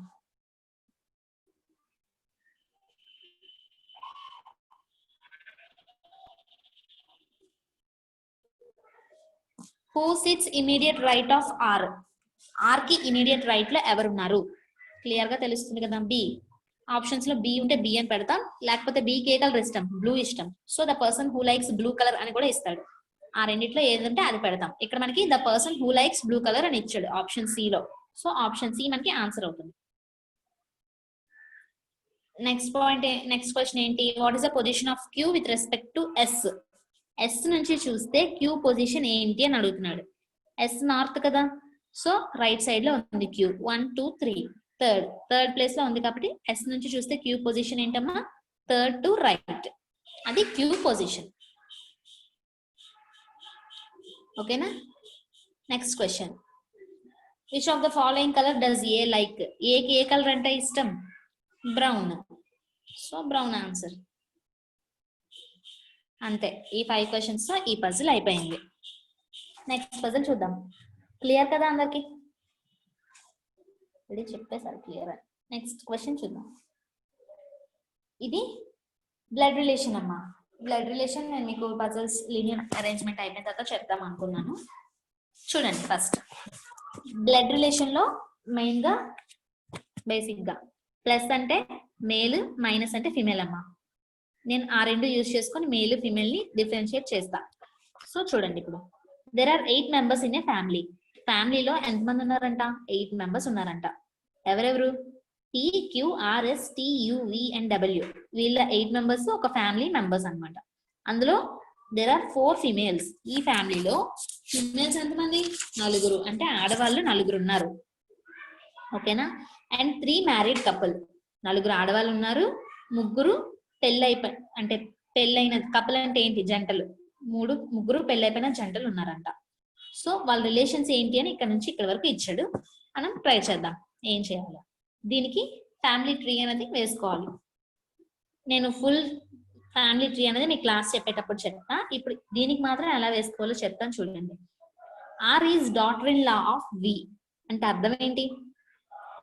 are is daughter in law of V అంటే వికి ఆర్ డాటర్ ఇన్ లా అవుతుంది. డాటర్ ఇన్ లా అంటే ఎవరమ్మా? కోడలు. వికి ఆర్ కోడలు అవుతుంది. అంటే వికి ఒక కొడుకు ఉన్నాడు. కొడుకు అంటే మేల్ కదా, ప్లస్ ఆ కొడుకుకి పెళ్ళయింది. ఆ కోడలు ఎవరు? ఆర్. డాటర్ ఇన్ లా అంటే ఫీమేల్ కదా, కోడలు కదా, సో మైనస్. ఇలా వేసుకోవాలి. పై జనరేషన్ అంటే మన పేరెంట్స్, నెక్స్ట్ అత్త మామయ్య, మనకన్నా ఒక జనరేషన్ పైన ఉన్న వాళ్ళందరూ పైన, మన జనరేషన్ కింద, అలా వేసుకుంటాం అన్నమాట. సో పై ఇక్కడ ఎవరు మనకి అంటే ఒక కోడలికి వాళ్ళ అత్తవారికి మధ్య రిలేషన్ ఇచ్చాడు. R is the daughter in law of V అని. సో ఆర్ ని ఇక్కడ వేసుకున్నాం. ఆర్ వాళ్ళ హస్బెండ్, ఆ హస్బెండ్ తాలూకా పేరెంట్ వి. ఆ వి అనే పర్సన్ మేలా ఫీమేల్ అన్న మనకు తెలియదు, సో అలా ఉంచేసుకుందాం వి అని. నెక్స్ట్ పాయింట్ ఏమి ఇచ్చాడు? P is sister in law of R. Are కి పి సిస్టర్ ఇన్ లా అవ్వాలంట. పి సిస్టర్ ఇన్ లా అవ్వాలంటే ఎలా అవ్వాలి? సిస్టర్ ఇన్ లా అంటే ఏంటి? ఆర్ కి పి సిస్టర్ ఇన్ లా అంటే తెలుగులో ఏంటంటే ఆడపడుచు. సిస్టర్ ఇన్ లా అంటే ఆడపడుచు అంటాం కదా, అట్లా. అంటే ఇక్కడ ఏమవ్వాలి? ఆర్ కి పి సిస్టర్ ఇన్ లా అవ్వాలి అంటే ఆ సిస్టర్ ఇన్ లా అనే అమ్మాయి, ఆ సిస్టర్ ఇన్ లా ఆర్ వాళ్ళ హస్బెండ్ కి సిస్టర్ అయినా అయి ఉండాలి. 2 కేసెస్ ఉన్నాయి. ఆర్ వాళ్ళ హస్బెండ్ కి సిస్టర్ అయినా ఆర్ కి సిస్టర్ ఇన్ లానే అవుతుంది. లేకపోతే ఈ ఆర్ కి ఇంకో బ్రదర్ ఉన్నాడు అనుకోండి, ఆ బ్రదర్ వాళ్ళ వైఫ్ కూడా ఆర్ కి సిస్టర్ ఇన్ లానే అవుతుంది. 2 కేసెస్ ఉన్నాయి మనకి ఇక్కడ. ఓకేనా? ఏమవ్వాలి? ఆర్ కి సిస్టర్ ఇన్ లా ఉండాలి అంటే ఏంటి? ఆడపడుచు ఉండాలి అంటే, ఆడపడుచు, వదిన, మరదలు అంటాం కదా. సపోజ్ మీ ఫాదర్ కి సిస్టర్ ఉన్నారనుకోండి, మీ అత్త, మీ మేనత్త మీ మదర్ కి ఏమవుతారు? ఆడపడిచే కదా అవుతారు. సో అలాగనమాట. సిస్టర్ ఇన్ లా అంటే అది రిలేషన్. సో ఈ ఆర్ కి సిస్టర్ ఇన్ లా అవ్వాలంటే మనకి 2 కేసెస్ ఉన్నాయి. ఒక కేసు ఏంటి? తన హస్బెండ్ కి సిస్టర్ అయినా అవ్వాలి, లేకపోతే తన బ్రదర్ వాళ్ళ వైఫ్ అయినా అవ్వాలి. ఆ రెండిట్లో ఏదైనా సరే ఆమెకి సిస్టర్ ఇన్ లా అవుతారు. సో ఈ 2 కేసెస్ ని ఇలా సెపరేట్ గా ఉంచుకుందాం. ఏదో ఒక కేసు ఫైనల్ అవుతుంది. నెక్స్ట్ పాయింట్ చూడండి. W is son of P. చూడండి, మనం పీని ఇక్కడ 2 దగ్గరలో వేసుకున్నా. రెండిట్లో ఏదో ఒకటి అంటే సెపరేట్ గా వేస్తానులేండి, కన్ఫ్యూజ్ ఎందుకు మీకు. 2 సెపరేట్ డయాగ్రామ్స్ వేస్తాను చూడండి.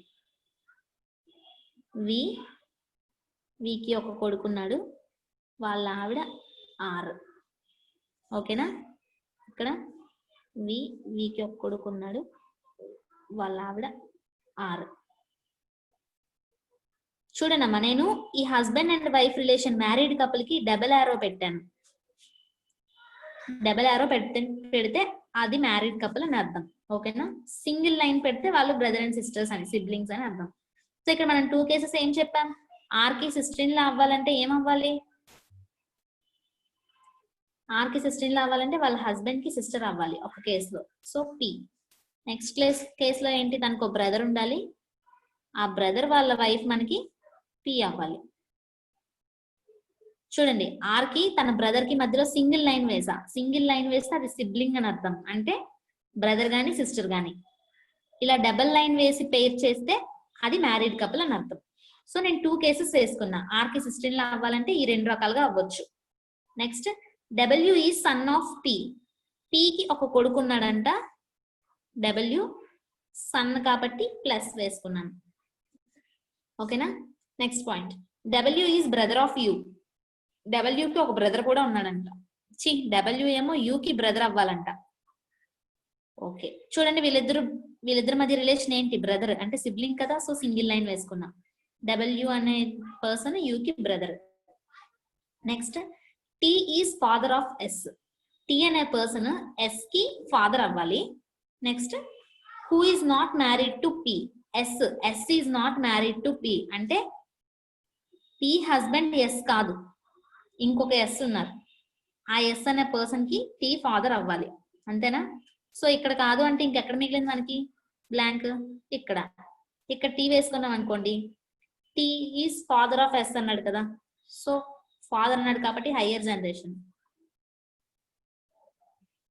Tea is father of S అన్నాడు, దాన్ని సెపరేట్ గా రాసుకుంటే ఇదమ్మా, ఇది.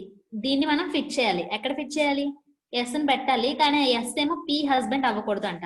సో ఇక్కడ ఒక ఖాళీ ఉంది కదా, ఇక్కడ ఎస్ ని పెట్టినాం అనుకోండి, అప్పుడు టీ ఫాదర్ అవ్వాలంటే టీ ఏమవ్వాలి? ఈ వికి పేరు అవ్వాలి.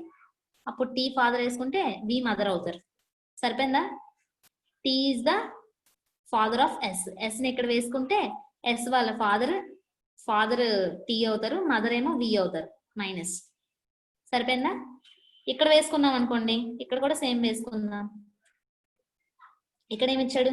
అంతే, S who is not married to P. పికి మ్యారీడ్, పితో పేరైన పర్సన్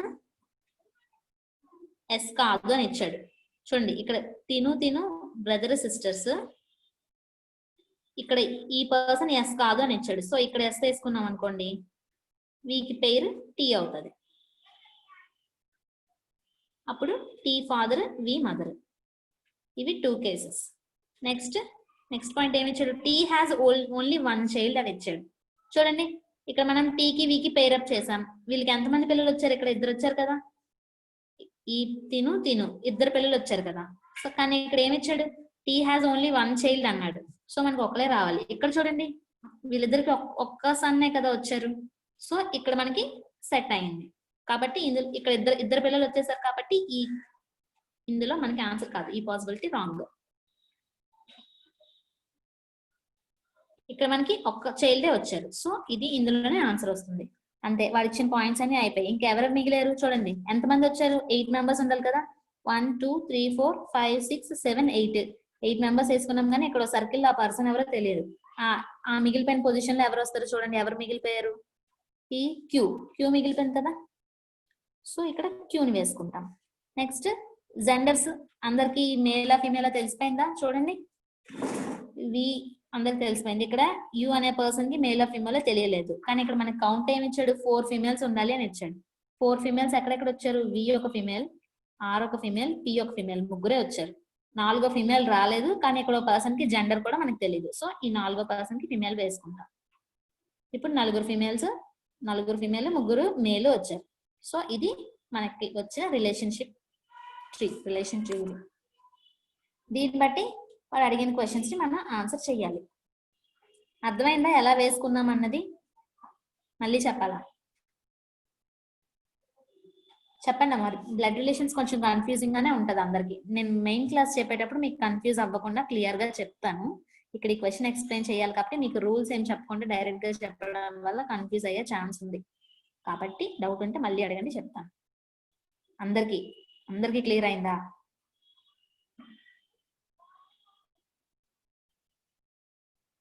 ఓకేనా? ఇప్పుడు క్వశ్చన్ చూడండి. Which of the following is true about Q? Q గురించి ఏది ట్రూ అని అడుగుతున్నాడు. సో ఆప్షన్స్ ఇయ్యలేదు, నేను ఆప్షన్ చూసి చెప్తాను. చూడండి అమ్మా, నేను కొన్ని పాయింట్స్ చెప్తాను, అది ట్రూ ఆ ఫాల్స్ అనేది మీరు చెప్పండి. U is son of Q, అది ట్రూ ఆ ఫాల్సా? U is son of Q అన్నది ట్రూ ఆ ఫాల్సా? ఫాల్స్. ఎందుకు?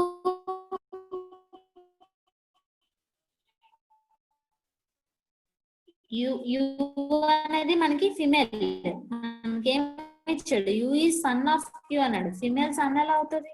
So false. నెక్స్ట్ ఆప్షన్ ఏంటంటే Q is daughter of tea.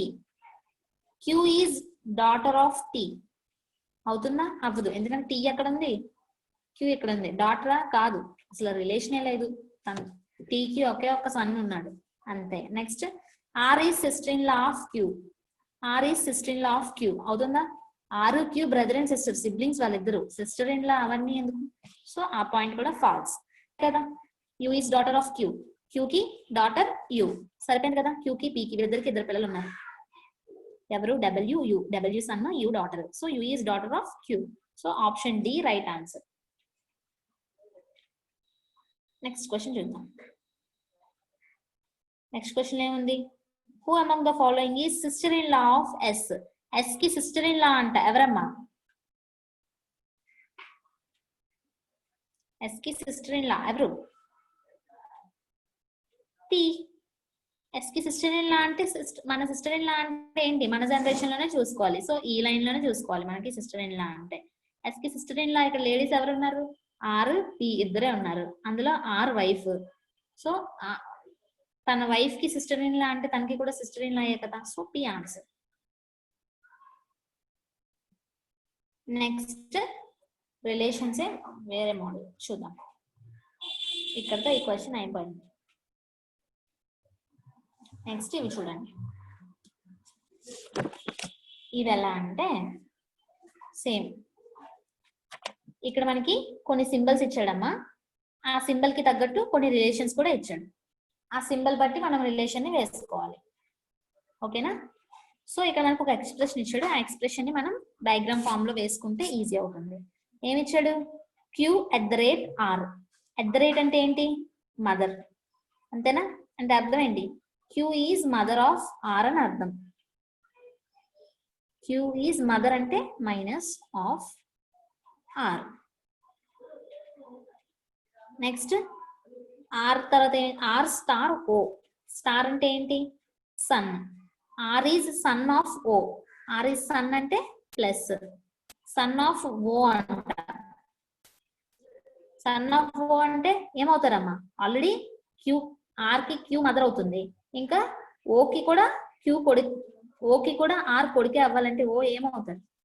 Q తాలూకా హస్బెండ్ అవుతారు, అంతే కదా? ఇద్దరికి ఒకటే సన్ అని ఇచ్చాడు కాబట్టి Q తాలూకా హస్బెండ్ O అవుతుంది. సో ఓకి ప్లస్. నెక్స్ట్ ఇంకేముంది ఇక్కడ? $O.S. డాలర్ అంటే ఏంటమ్మా? ఫాదర్. అంటే O is the father of S. అంటే వీళ్ళిద్దరికి ఇంకొక చైల్డ్ కూడా ఉన్నారు, తన S, అంతేనా? నెక్స్ట్ S ఏదో సింబల్ ఉంది, కాపీరైట్ M అంటే అర్థం ఏంటి? A is brother of B అని అర్థం. అంటే S is brother of M అని అర్థం. ఇక్కడ S is brother of M. Brother అంటే సింగిల్ లైన్ వేసుకుంటాం ఇలాగా, వీళ్ళందరూ కూడా సిబ్లింగ్స్ అనేసి. Next M@N. @ అంటే ఏంటమ్మా? మదర్. అంటే M is the mother of N. M mother, తనకు ఒక కొడుకో కూతురు చైల్డ్ ఉన్నారు N. ఇక్కడ N కి మనకి ఏమంటారు జెండర్ ఏంటో తెలియదు, ఎందుకని చెప్పలేదు వాడు. సో క్వశ్చన్ ఏం అడిగాడు ఇక్కడ? Which of the following is true అని అడిగాడు. నేను కొన్ని చెప్తాను స్టేట్మెంట్స్, అందులో ఏది ట్రూనో మీరు చెప్పండి. ఇది అర్థమైంది కదా ఎలా వేసుకున్నాము? సో ఫస్ట్ ఆప్షన్ ఏంటి? Q is father of M. Q is father of M. True ఆ ఫాల్సా? Q is father of M. True ఆ ఫాల్సా? ఫాల్స్. ఆబ్వియస్లీ Q ఫిమేల్ కదా, Q is mother of M అవుతుంది, ఫాదర్ ఎలా అవుతాడు?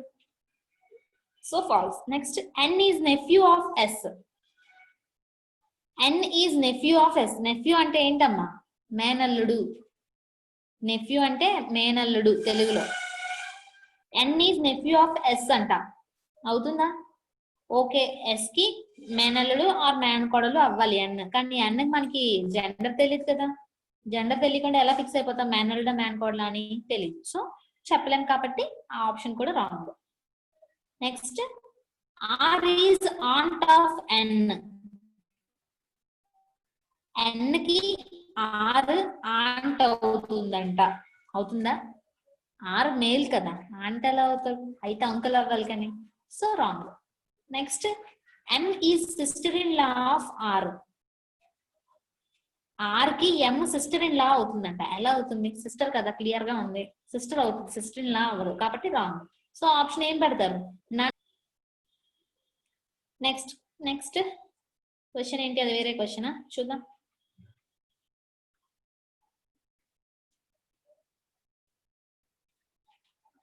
ఇది వేరే స్టేట్మెంట్ అమ్మా, ఇది మళ్ళీ చేద్దాం. ఇందులో ఏమిచ్చాడు? Who among the following is X sister in this relation. మనకు ఒక రిలేషన్ ఇచ్చాడు, ఆ రిలేషన్ లో ఎక్స్ కి సిస్టర్ ఎవరు అవుతారు అనేసి ఇచ్చాడు. ఓకేనా?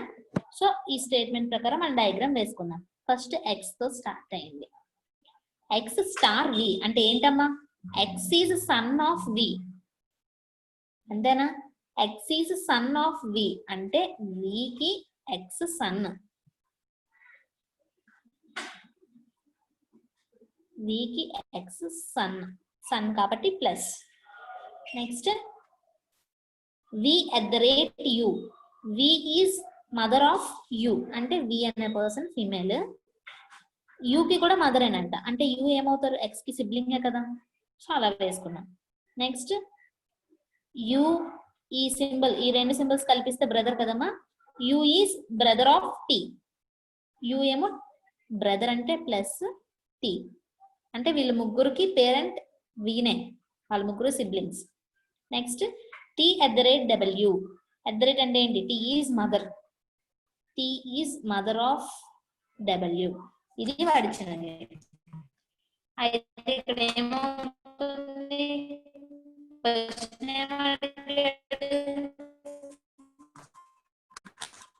ఎక్స్ తాలూకా సిస్టర్ ఎవరో అని అడిగాడు.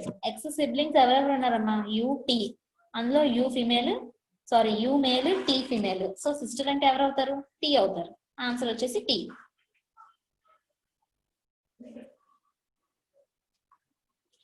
Okay good. నెక్స్ట్ క్వశ్చన్ చూద్దాం.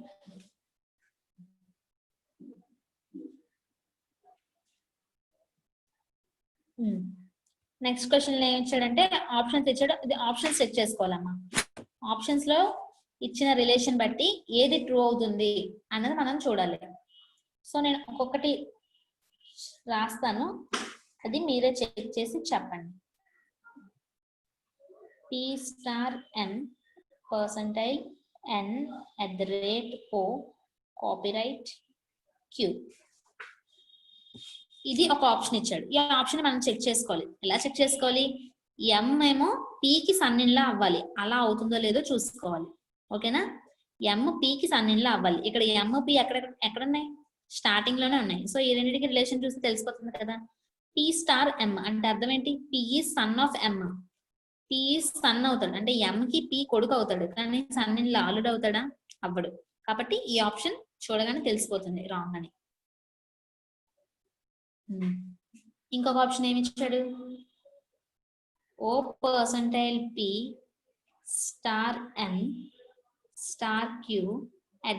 @N. ఇక్కడ చూడండి, ఇక్కడ మనకి కావాల్సింది పీకి ఎంకే. సో ఆ రెండింటికి మధ్య రిలేషన్ చూస్తే సరిపోద్ది, మొత్తం చూడక్కర్లేదు. సో పీకి ఎంకి చూస్తాం. ఇక్కడ కూడా సేమ్ అవుతుంది, ఇందాక వచ్చింది కాబట్టి ఈ ఆప్షన్ కూడా కాదు. నెక్స్ట్ ఆప్షన్ ఏమి ఇచ్చాడు? M $N $O %P copyright Q. ఇది ఇక్కడ మనకి దేనికి కావాలి? M కి P కి కావాలి. సో ఈ ముక్క చూసుకుంటే సరిపోతుంది. సో ఇక్కడ చూసుకుందాం. ఏమి ఇచ్చాడు? M $, అంటే ఏంటి? Father. M is father of N. N* అంటే N is son of O. Son of O అంటే ఇక్కడ O అనే పర్సన్ M కి వైఫ్ అవ్వాలి. నెక్స్ట్ O%P అంటే O ఈజ్ ఏమవుతుందమ్మా? O is daughter of P. Okay, ఇప్పుడే ఏమడిగాడు? M is son in law of P అని అన్నాడు. సరిపోయింది కదా. P కి M సన్ ఇన్ లానే కదా అవుతారు. P తాలూకా కూతురు ఓని పెళ్లి చేసుకున్నారు. ఓ వాళ్ళ హస్బెండ్ M కాబట్టి P కి అల్లుడు అవుతారు. సన్ ఇన్ లా అంటే అల్లుడు అవుతున్నారు కాబట్టి ఈ ఆప్షన్ ట్రూ. దీన్ని మనం చెక్ చేసుకుంటాం. ఇలాంటి స్టేట్మెంట్స్ పెద్దవే ఇస్తాడమ్మా, మీరు మొత్తం చెక్ చేసుకోవాలి. మన క్వశ్చన్ లో దేనికి మధ్య రిలేషన్ అడిగాడో ఆ రెండింటి మధ్య చూసుకుంటే చాలు. అండ్ ఇలాంటి ఆప్షన్స్ ఇచ్చేటప్పుడు మనకి ఆప్షన్ ఎలిమినేషన్ కూడా బాగా యూజ్ అవుతుంది. ఇందాక చూసారా, రెండు పక్కనే ఇచ్చాడు, అది ఈజీగా ఎలిమినేట్ చేసేస్తాం, మొత్తం చూడక్కర్లేదు. నెక్స్ట్ ఇంకొన్నిసార్లు ఏంటంటే మనకి చూడండి ఆప్షన్స్ ఇక్కడ ఏమడిగాడు? క్వశ్చన్ లో సన్ ఇన్ లా అని అడిగాడు అంటే M ఏమవ్వాలి? మేల్ అవ్వాలి. మనకి ఇచ్చిన ఆప్షన్స్ లో కొన్నిసార్లు M ఫిమేల్ తో కూడా ఆప్షన్స్ ఇస్తాడు. సో అలాంటివి మనం చూడగానే ఎలిమినేట్ చేసేయచ్చు, దాన్ని మళ్ళీ ఇలా ట్రీ వేసుకొని చెక్ చేసుకోవసరం లేదు. ఓకేనా? ఈ క్వశ్చన్ ఇది. నెక్స్ట్ క్వశ్చన్ చూద్దాం. ఇవి సిలోలిజమ్స్. ఇవి కూడా మీకు నేను క్లాస్ లో మళ్ళీ సెపరేట్ గా చెప్తాను. ప్రస్తుతానికి ఇప్పుడు ఎలా చేయాలో చెప్తాను. సిలోలిజమ్స్ ఎలా చేస్తామంటే స్టేట్మెంట్స్ కన్క్లూజన్స్ ఇస్తారమ్మా. మనకి క్వశ్చన్స్ ప్యాటర్న్ చెప్తున్నా. స్టేట్మెంట్స్ కన్క్లూజన్స్ ఇస్తారు. దీన్ని మనం ఎలా అనుకోవాలి అంటే ఇచ్చిన స్టేట్మెంట్ లో ఇచ్చిన పాయింట్స్ అన్ని కూడా మనం డెఫినెట్ గా ట్రూ అవుతున్నాయి అనుకోవాలి. 100% వాటిని స్టేట్మెంట్ లో ఇచ్చాడు అంటే 100% ట్రూ అని మనం ఎస్యూమ్ చేసుకోవాలి. ఓకేనా? ఇన్ఈక్వాలిటీస్ చేసాం కదా, స్టేట్మెంట్స్ కన్క్లూజన్స్. అక్కడ ఏం చేసాం? ఇన్ఈక్వాలిటీస్ లో స్టేట్మెంట్ లో ఉన్నదంతా ట్రూ అని చెప్పుకున్నా, కన్క్లూజన్ లో వచ్చింది అన్నదంతా ఖచ్చితంగా డెఫినెట్ గా 100% ట్రూ అవుతుంది అని అజ్యూమ్ చేసుకుంటాం. కన్క్లూజన్ లో ఇచ్చిన పాయింట్స్ స్టేట్మెంట్ తో ఈక్వల్ అవుతున్నాయా లేదా చెక్ అదే కరెక్ట్ గా సరిపోతుంది, సాటిస్ఫై అవుతుందా లేదా అని చెక్ చేసుకుంటే సరిపోతుంది, అంతే సింపుల్. కాకపోతే ఇక్కడ మనం యూజ్ చేయాల్సింది Venn diagrams. Venn diagrams use చేసుకొని ఈ స్టేట్మెంట్స్ ని మనం డయాగ్రామ్ ఫామ్ లో రాసుకుంటే మనకి ఈజీ అవుతుంది. అది ఎలా రాసుకోవాలి అనేది చెప్తాను చూడండి. ఇక్కడ ఏమి ఇచ్చాడమ్మా, ఆల్ వర్డ్ ఆర్ జ్యూస్ అంటే వర్డ్ ని ఒక సర్కిల్ లో వేసుకుంటే ఈ word all word or juice అంటే ఏంటి, ఈ వర్డ్ మొత్తం జ్యూస్ లో ఉంది, వర్డ్ అంతా జ్యూస్ లో ఉంది అని అర్థం. సో వర్డ్ అంతటిని మనం జ్యూస్ లో పెట్టాం, అర్థమైందా? ఆల్ వర్డ్ ఆర్ జ్యూస్ అంటే వర్డ్ మొత్తం జ్యూస్ లో ఉంది అని. నెక్స్ట్ ఏమి ఇచ్చాడు, సమ్ జ్యూస్ ఆర్ షేక్స్ అంటే ఈ జ్యూస్ లో సమ్ అంటే కొన్ని, షేక్స్ అంట. సో ఈ జ్యూస్ లో కొన్ని, కొంత పార్ట్ తీసుకున్న, షేక్స్ అంటే ఈ జ్యూస్ లో కొన్ని షేక్స్, బయట కూడా ఇంకా చాలా షేక్స్ ఉంటాయి, ఈ జ్యూస్ లో కొన్ని మాత్రమే షేక్స్ అని దీని అర్థం. Next some word are pure అంటే ఈ వర్డ్ లో లోపల ఈ వర్డ్ ఉంది కదా, ఈ వర్డ్ లో కొంత ప్యూర్ అంట. సమ్ అంటే కొంత కదా, సో ఈ వర్డ్ నుంచి సగం తీసుకుంటాం, కొంచెం కొంచెం పార్ట్ తీసుకొని దాన్ని ప్యూర్ అని రాసుకుంటాం. ఇది ఇక్కడ కూడా చూడండి వర్డ్ కొంచెం ప్యూర్ లోకి వచ్చింది కదా, ఇది డయాగ్రామ్ వేసుకునే ప్రాసెస్. దీన్ని మనం బేసిక్ డయాగ్రామ్ అంటామమ్మా, దీన్ని బేసిక్ డయాగ్రామ్ అంటాం. అంటే క్వశ్చన్ లో ఇచ్చిన స్టేట్మెంట్స్ బట్టి యాజ్ డేస్ గా వేసుకునే డయాగ్రామ్ ని బేసిక్ డయాగ్రామ్ అంటాం. దీని మీద మనకి చాలా పాసిబిలిటీస్ కూడా ఉంటాయి, పాసిబిలిటీస్ ఉంటాయి, ప్రాబబిలిటీస్ ఉంటాయి. అవి మనం కన్క్లూజన్స్ బట్టి చెక్ చేసుకోవాల్సి ఉంటుంది. బేసిక్ గా వాళ్ళు ఇచ్చిన స్టేట్మెంట్స్ బట్టి వేసుకోవాల్సిన డయాగ్రామ్ ఇది. ఎలా వేసుకోవాలి అని అర్థమైందా? చెప్పండి, ఎలా వేసుకోవాలి అర్థమైందా? మళ్ళీ చెప్పనా?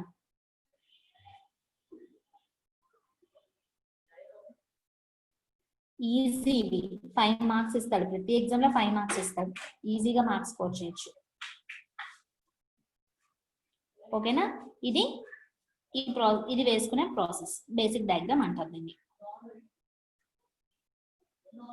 సో ఇప్పుడు మనం కన్క్లూజన్స్ చెక్ చేసుకున్నాం, స్టేట్మెంట్స్ తో డయాగ్రామ్ వేసేసాం కదా, సో కన్క్లూజన్స్ చెక్ చేసుకున్నాం. కన్క్లూజన్ మన ఏమి ఇచ్చాడమ్మా, సమ్ షేక్స్ ఆర్ ప్యూర్ అని ఇచ్చాడు. అంటే సమ్ షేక్స్ అంటే కన్క్లూజన్ వాడు ఒకటి ఇస్తాడు, అది మనకి ట్రూ అవుతుందో లేదో చెక్ చేసుకోవడమే, అంతే, ఇంకేం లేదు. సమ్ షేక్స్ ఆర్ ప్యూర్ అని ఇచ్చాడు, అది ట్రూ ఆ ఫాల్సా మనం చెక్ చేసుకోవాలి. షేక్స్ ఎక్కడ ఉన్నాయి, ఇక్కడ ఉన్నాయి షేక్స్. ప్యూర్ ఎక్కడ ఉంది, ఇక్కడ ఉంది. ఆ రెండింటికి రిలేషన్ ఏమైనా ఉందా? సమ్ షేక్స్ ఆర్ ప్యూర్ అంటే షేక్స్ లో కొంత భాగం ప్యూర్ అయ్యే ఛాన్స్ ఏమైనా ఉందా? ఉంది, ఛాన్స్ అయితే ఉండొచ్చు. ఎందుకంటే ఇలా వేసుకున్నాం అనుకోండి ప్యూర్ని ఇలా వేసుకున్నాం అనుకోండి, ఇక్కడ కూడా వర్డ్ లో సగం కలుస్తుంది, సో ఇలా కూడా ప్యూర్ ఉండొచ్చు. అప్పుడు సమ్ షేక్స్ ఆర్ ప్యూర్ అవుతుంది. కాకపోతే మనం ఈ పాసిబిలిటీని ఎప్పుడు వేసుకుంటామంటే ఆప్షన్ లో some shakes are pure is a possibility అని ఇచ్చాడు అనుకోండి, ఇస్తాడు చాలా సార్లు. Some shakes are pure is a possibility అని మొత్తం కలిపి కన్క్లూజన్ ఇచ్చాడు అనుకోండి, అప్పుడు మనం ఈ పాసిబిలిటీ డయాగ్రామ్ వేసుకోవాలి. అప్పటి వరకు మనకి పాసిబిలిటీ డయాగ్రామ్ అవసరం లేదు. డైరెక్ట్ గా మనకి ఏమి ఇచ్చాడు, సింపుల్ గా సమ్ షేక్స్ ఆర్ ప్యూర్ అంటే ఖచ్చితంగా సమ్ షేక్స్ ఆర్ ప్యూర్. చూడగానే మనం చెప్పగలుగుతున్నామా లేదా సమ్ షేక్స్ ఆర్ ప్యూర్ అని? చెప్పలేము. షేక్స్ ఇక్కడ ఉంది, ప్యూర్ ఎక్కడ ఉంది, ఎలా చెప్తాం సమ్ షేక్స్ ఆర్ ప్యూర్ అని? చూడగానే చెప్పగలుగుతున్నామా? లేదు. కాబట్టి ఇది ఫాల్స్. అర్థమైందా? Next no pure is shakes అన్నాడు. నో ప్యూర్ ఈజ్ షేక్ అంటే ప్యూర్ ఏది షేక్ కాదు అని అంటున్నాడు. చూడగానే రెండు సెపరేట్ గా ఉన్నాయి, ఓకే, కానీ కాదు అని మనం ఖచ్చితంగా చెప్పగలమా? 100% ఈ రెండింటికి సంబంధం లేదు ప్యూర్ కి షేక్ కి అని చెప్పగలమా? చెప్పలేం, అంతే కదా. ఇందాక మనం వేసుకున్న పాసిబిలిటీ డయాగ్రామ్ లో ఛాన్స్ ఉంది కదా. సో ప్యూర్ ఇక్కడే ఉండాలని రూల్ ఏంటి, ఇక్కడ కూడా ఉండొచ్చు, ఇక్కడ కూడా మనకి సాటిస్ఫై అవుతుంది వర్డ్ లో కొంచెం. సో మనం ఖచ్చితంగా ప్యూర్ మొత్తం షేక్ అవుతుంది అని చెప్పలేం, కాబట్టి ఇది కూడా కాదు. కానీ మీరు అబ్జర్వ్ చేస్తే రెండు చూడండి, రెండు షేక్స్ కోసం ప్యూర్ కోసమే మాట్లాడుతున్నాడు. ఒక దాంట్లో షేక్స్ లో కొన్ని ప్యూర్ అవుతాయి అంటున్నాడు, ఇంకొక దాంట్లో అసలు అవ్వవు అంటున్నాడు. ఆన్సర్ ఏమవుతుంది? ఇక్కడ అవుతాయి అంటున్నాడు, ఇక్కడ అవ్వవు అంటున్నాడు. అయితే అవ్వాలి, లేకపోతే అవ్వకూడదు, అంతే కదా. పాసిబిలిటీ ఉంటే అవ్వాలి, పాసిబిలిటీ లేకపోతే అవ్వకూడదు, అంతేకాని రెండు అవ్వకుండా ఉండవు కదా, ఉన్నవి రెండే కేసెస్, అయితే అవ్వాలి లేకపోతే అవ్వకూడదు. సో ఇక్కడ కూడా అవుతాయి అవ్వకూడదు అని ఇచ్చాడు, కాబట్టి either 1 or 2 ఆన్సర్ అవుతుంది. అర్థమైందా? కన్ఫ్యూజింగ్ గా ఉందా? మళ్ళీ చెప్పాలా? either 1 or 2 ఎలా వచ్చిందో అర్థమైందా? మళ్ళీ చెప్పాలా? క్లియరా అందరికి? ఒకరికి డౌట్ ఉన్నా మళ్ళీ చెప్తాను, అందరూ క్లియర్ అనేసారు అని చెప్పేసి అనుకోకండి.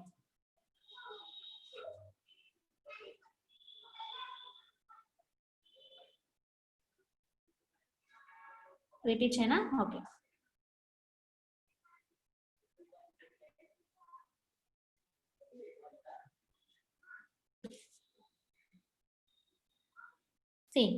స్టేట్మెంట్స్ బట్టి వేసుకుంటే వర్డ్ మొత్తం జ్యూస్ లో పెట్టుకున్నాం. Some juice are shakes, juice లో కొంచెం shakes. Some word are pure, word లో కొంచెం ప్యూర్. ఇది బేసిక్ డయాగ్రామ్. దీన్ని బట్టి మనం ఏం చెప్పగలుగుతున్నాం? సమ్ షేక్స్ ఆర్ ప్యూర్, కొన్ని షేక్స్ ప్యూర్ అని చెప్తున్నాం. 100% చెప్పగలమా? 100% డెఫినెట్ గా కొన్ని షేక్స్ ప్యూర్ అవుతాయి అని చెప్పగలమా? ఈ డయాగ్రామ్ చూసి చెప్పలేం. షేక్స్ ఇటు ఉన్నాయి, ప్యూర్ అటు ఉన్నాయి.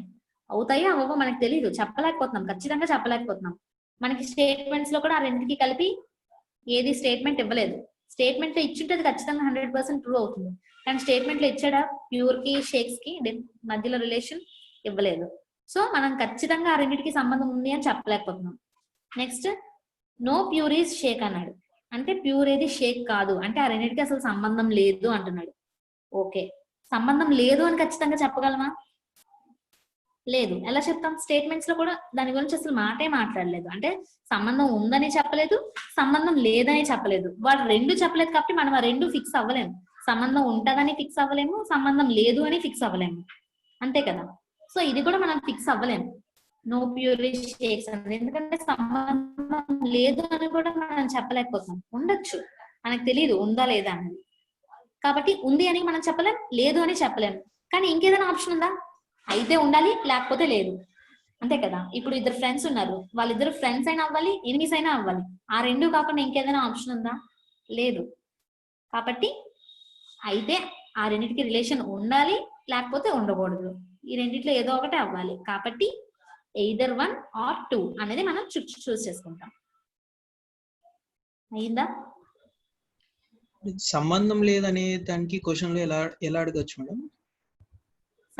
సంబంధం లేదు అని ఇలానే అడుగుతాడమ్మా, నో ప్యూరిష్ షేక్స్ అని అడుగుతాడు క్వశ్చన్, అదే కన్క్లూజన్స్ లో.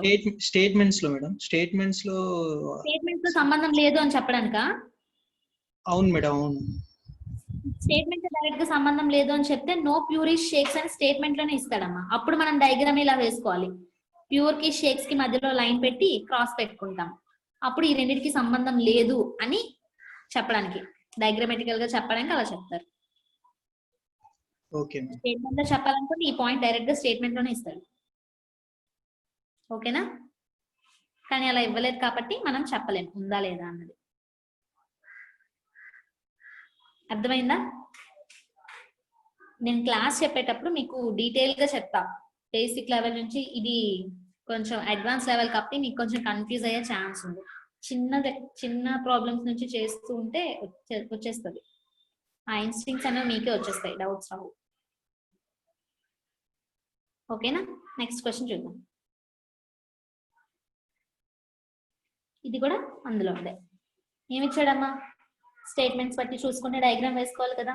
సమ్ నార్త్ ఆర్ సౌత్ అని ఇచ్చాడు, అంటే నార్త్ వేసుకుంటాం, నార్త్ లో కొంచెం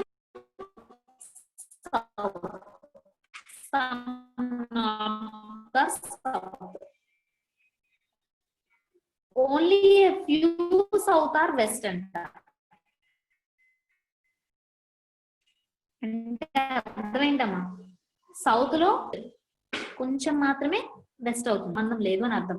next only a few west are east, ఇందులో కూడా ఈ కొంచెం మాత్రమే ఈస్ట్ కి రిలేటెడ్, రిమైనింగ్ దాంతో ఈస్ట్ కి సంబంధం లేదు అని అర్థం. ఇది బేసిక్ డయాగ్రామ్. దీన్ని బట్టి కన్క్లూజన్స్ చూస్తే all west can be east అని అడుగుతున్నాడు. వెస్ట్ మొత్తం ఈస్ట్ అయ్యే ఛాన్స్ ఉందా? కెన్ బి ఈస్ట్ అంటే అవుతుందా, వీలయ్యే ఛాన్స్ ఉందా, పాసిబిలిటీ ఉందా అని దాని అర్థం.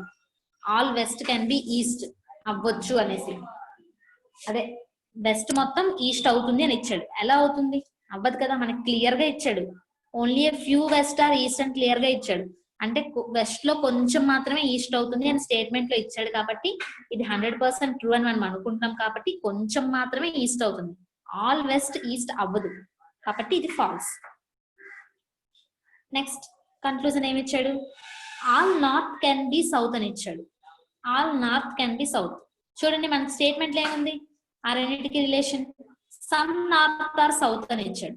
అంటే నార్త్ లో కొంచెం సౌత్ అవుతుంది అని ఇచ్చాడు. కానీ ఓన్లీ ఏ ఫ్యూ అని ఇవ్వలేదు కదా. ఓన్లీ ఏ ఫ్యూ అని ఇస్తే, ఇలా ఇస్తే only a few west are east అంటే వెస్ట్ లో కొంచెం మాత్రమే ఈస్ట్ అవుతుంది, రిమైనింగ్ వెస్ట్ తో సంబంధం లేదు అని అర్థం. కానీ ఇక్కడ డైరెక్ట్ గా సమ్ నార్త్ ఆర్ సౌత్ అని ఇచ్చాడు. అంటే సమ్ నార్త్ ఆర్ సౌత్ అంటే ఇలా అయినా అవ్వచ్చు, ఆల్ నార్త్ ఆర్ సౌత్ కూడా సమ్ నార్త్ ఆర్ సౌతే అవుతుంది. ఎందుకంటే ఆల్ అయినప్పుడు సమ్ కూడా అవుతుంది కదా. ఆల్ నార్త్ సౌత్ లో ఉన్నప్పుడు ఆల్ అంటే ఆల్ లో కొంచెం కూడా ఉంటుంది కదా, ఆ కొంచెం కూడా సౌత్ లో ఉన్నట్టే కదా. So all north can be south అయ్యే పాసిబిలిటీ మనకి ఉంది కాబట్టి ఇది ట్రూ. కన్క్లూజన్ ట్రూ 2 అనేది ట్రూ అవుతుంది. ఓన్లీ కన్క్లూజన్ 2 ఫాలోస్ అనే ఆప్షన్ క్లిక్ చేస్తాం. అర్థమైందా ఇది ఎందుకు ఇలా చేసామో? రిపీట్ చేయనా?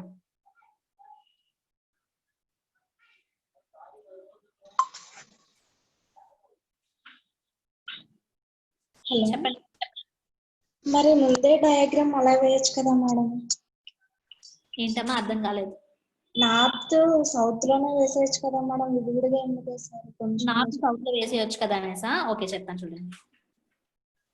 సమ్ నార్త్ ఆర్ సౌత్ అనేటప్పుడు వాడు ఇచ్చిన దానికి బేసిక్ డయాగ్రామ్ ఇదమ్మా. నేను ముందే చెప్పా దీన్ని బేసిక్ డయాగ్రామ్ అంటామని. బేసిక్ డయాగ్రామ్ ని సమ్ నార్త్ ఆర్ సౌత్ ఇలా వేసుకోవచ్చు. కానీ ఇక్కడ మనకి ఏం అడిగాడు? పాసిబిలిటీ కన్క్లూజన్ అడిగాడు. All north can be south. Can be అంటే ఏంటి? అదో పాసిబిలిటీ, అవ్వచ్చు అని అంటున్నాడు. అవ్వచ్చు అంటున్నాడంటే అది పాసిబిలిటీయే కదా. ఇప్పుడు దీనికి మనం పాసిబిలిటీ డయాగ్రామ్ లో ఎలా వేసుకుంటాం? ఇలా వేసుకోవచ్చు. దీన్ని పాసిబిలిటీ డయాగ్రామ్ అంటామమ్మా. పాసిబిలిటీ డయాగ్రామ్ కి వచ్చేసరికి ఆల్ నార్త్ ఆర్ సౌత్ అంటున్నాము అంటే, అదే some all north R south అంటున్నాం అంటే ఆల్ లో ఏంటి? సమ్ కూడా ఉన్నట్టే కదా. మొత్తం అవుతుంది అంటే అందులో కొంచెం కూడా అవుతుంది కదా. సో దీన్ని పాసిబిలిటీ కేస్ అంటాం. ఈ కేసులో ఇది ట్రూ అవుతుంది. ఆల్ నార్త్ ఆర్ సౌత్ అయ్యే ఛాన్స్ ఉంది. ఎందుకంటే ఆల్ నార్త్ ఆర్ సౌత్ అన్నప్పుడు ఈ స్టేట్మెంట్ కూడా మనకి 100% ట్రూ అవుతుంది. ఆల్ నార్త్ ఆర్ సౌత్ అంటే సమ్ నార్త్ ఆర్ కూడా ఇందులో సౌత్ అవుతుంది కదా. స్టేట్మెంట్ లో ఇచ్చిన ఈ పాయింట్స్ ఏవి మనకి వైలేట్ అవ్వకూడదు. మనం వేసిన డయాగ్రామ్ లో ఇందులో ఏ పాయింట్ అయినా వైలేట్ అవుతుందా? అవ్వట్లేదు. ఇలా వేసుకోవచ్చు డయాగ్రామ్. కాకపోతే దీని బేసిక్ డయాగ్రామ్ వాడు ఇచ్చిన యాజ్ ఇట్ ఈస్ గా వేసే బేసిక్ డయాగ్రామ్ అంట. కన్క్లూజన్ లో ఇచ్చే పాసిబిలిటీని బట్టి మనం డయాగ్రామ్ ని రీడిజైన్ చేసుకుంటే దాన్ని పాసిబిలిటీ డయాగ్రామ్ అంటాం. కానీ మనం ఎలా డిజైన్ చేసుకున్నా స్టేట్మెంట్ లో ఇచ్చిన పాయింట్స్ అనేవి వైలేట్ అవ్వకూడదు. అర్థమైందా? మళ్ళీ చెప్పనా? అంటే మ్యామ్ సమ్ నార్తే కదా మేడం అన్నారు వాళ్ళు. ఏంటమ్మా? సమ్ నార్త్ అనే కదా మేడం అన్నారు, అంటే కొంచెమే కదా, ఆల్ నార్త్ అనలేదు కదా మేడం. సమ్ నార్త్ అనేటప్పుడు కొంచెం నార్త్ అంటున్నాడు కదమ్మా. కొంచెం నార్త్, ఆల్ నార్త్ మొత్తాన్ని నువ్వు లోపల పెడితే ఆ కొంచెం కూడా లోపలే ఉంటుంది కదా. ఖచ్చితంగా కొంచెమే అని చెప్పాలనుకున్నప్పుడు ఇలా ఇస్తాడు. సెకండ్ పాయింట్ లో ఉన్నట్టు. ఒక నిమిషం. సెకండ్ పాయింట్ లో ఏమిచ్చాడు? ఓన్లీ ఏ ఫ్యూ అన్నాడు చూసావా.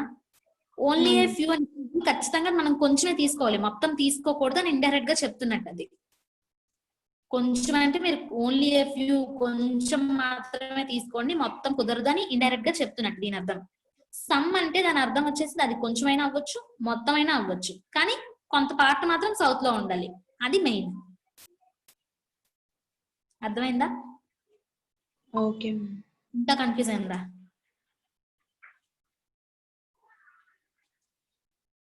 ఇంకా అందరికి అర్థమైందా? ఏమైనా కన్ఫ్యూజన్ లాగా ఉందా? ఆన్సర్ ఏం పెట్టాలి మేడం? ఎయిదర్ ఆర్ అని పెట్టుకోవాలా మేడం? ఎయిదర్ ఆర్ కాదమ్మా. ఫస్ట్ అసలు ఫాలో అవ్వదు, ఓన్లీ 2 ఫాలో అవుతుంది. First the all west can be east అసలు ఫాలో అవ్వదు. క్లియర్ గా ఇచ్చాడు only a few west are east అని ఇచ్చాడు. Only a few west are east అంటే ఏంటి? వెస్ట్ లో కొంచెం మాత్రమే ఈస్ట్ అవుతుంది అని డైరెక్ట్ గా ఇచ్చేసాడు. కాబట్టి ఆల్ వెస్ట్ అవ్వదు. ఓన్లీ ఏ ఫ్యూ అని ఇస్తే ఖచ్చితంగా చెప్తున్నాడు కొంచెం మాత్రమే అని. కొంచెం మాత్రమే అని చెప్పినప్పుడు మొత్తం మనం తీసుకోలేము కాబట్టి అది ఫాలో అవ్వదు. ఇక్కడ సమ్ అని చెప్పాడు. సమ్ అంటే కొంచెం, కొంచెం అంటే కొంచెమైనా మొత్తమైనా ఏదైనా కొంచెం అనే పార్ట్ ఉండాలి. కాబట్టి ఇక్కడ మనం పాసిబిలిటీ కేసులో ఆల్ తీసుకుంటాం. ఓన్లీ ఏ ఫ్యూ కి సమ్ కి డిఫరెన్స్ అది. ఓన్లీ ఏ ఫ్యూ అంటే కొంచెం మాత్రమే తీసుకోవాలి, ఎక్స్ట్రా తీసుకోకూడదు, కొంచెమే తీసుకోవాలి, మొత్తం తీసుకోకూడదు. సమ్ అంటే కొంచెం తీసుకోవచ్చు, మొత్తం తీసుకోవచ్చు, కానీ కొంత పార్ట్ మాత్రం అందులో ఉండాలి అంతే. అర్థమైందా? ఓకే. ఓకేనా? మిగతా వాళ్ళకి అర్థమైతే ఎస్ అని పెట్టండి.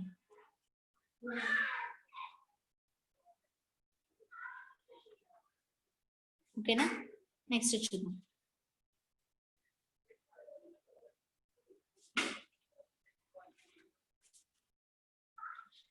ఇది చూడండి, some word are sentence. Word లో కొంచెం సెంటెన్స్ అంట. All sentences are language. All sentences అంటే సెంటెన్స్ మొత్తం language. No sentence is radio. ఇందాక అడిగారు కదా రిలేషన్ లేకపోతే ఎలా చెప్తారని, ఇలా నో సెంటెన్స్ ఈజ్ రేడియో అంటే సెంటెన్స్ కి రేడియోకి అసలు సంబంధం లేదు, ఇలా వేసుకుంటాం, దాని దూరంగా వేసుకుంటాం. సెంటెన్స్ కి రేడియోకి సంబంధం లేదు.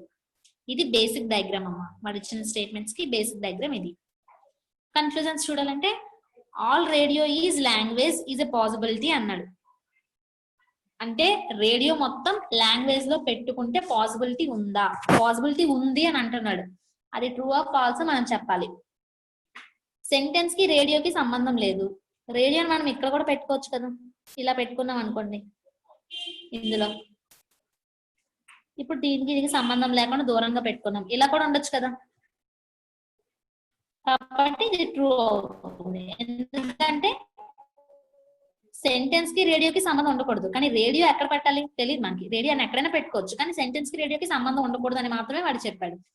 బేసిక్ డయాగ్రామ్ లో రేడియోని ఎక్కడ పెట్టుకున్నా, ఇప్పుడు రేడియోని ఎక్కడ కూడా పెట్టుకున్నా, ఇక్కడ పెట్టుకుని కూడా ఈ రెండింటికి సంబంధం లేకుండా దూరంగా పెట్టేశాను. ఇప్పుడు అవుతుంది కదా, all radio is language is a possibility. Possibility ఉంది కదా ఇలా పెట్టుకోవడానికి, కాబట్టి ఇది ట్రూ అవుతుంది. సెకండ్ ఏమి ఇచ్చాడు? Some language are not radio అని ఇచ్చాడు. Some language are not radio. చూడండి, లాంగ్వేజ్ మొత్తంలో ఏముంది? సెంటెన్స్ కూడా ఉంది కదా.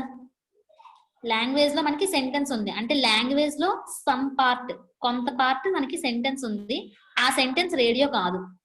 సో లాంగ్వేజ్ లో సమ్ రేడియో కాదు అంటే కాదు కదా. Some language is not radio. Language లో కొంత పార్ట్ రేడియో కాదు, ఈ సెంటెన్స్ అనేది రేడియో కాదు, కాబట్టి ఇది కూడా true. Both are true answer.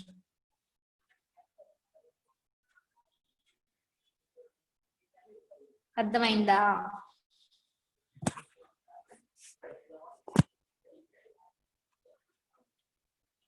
అర్థమైందా?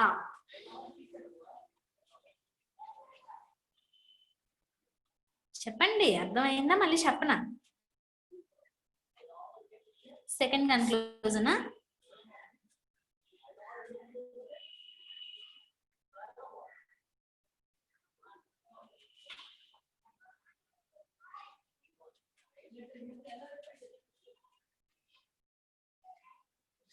Second conclusion, some language are not radio అన్నాడు.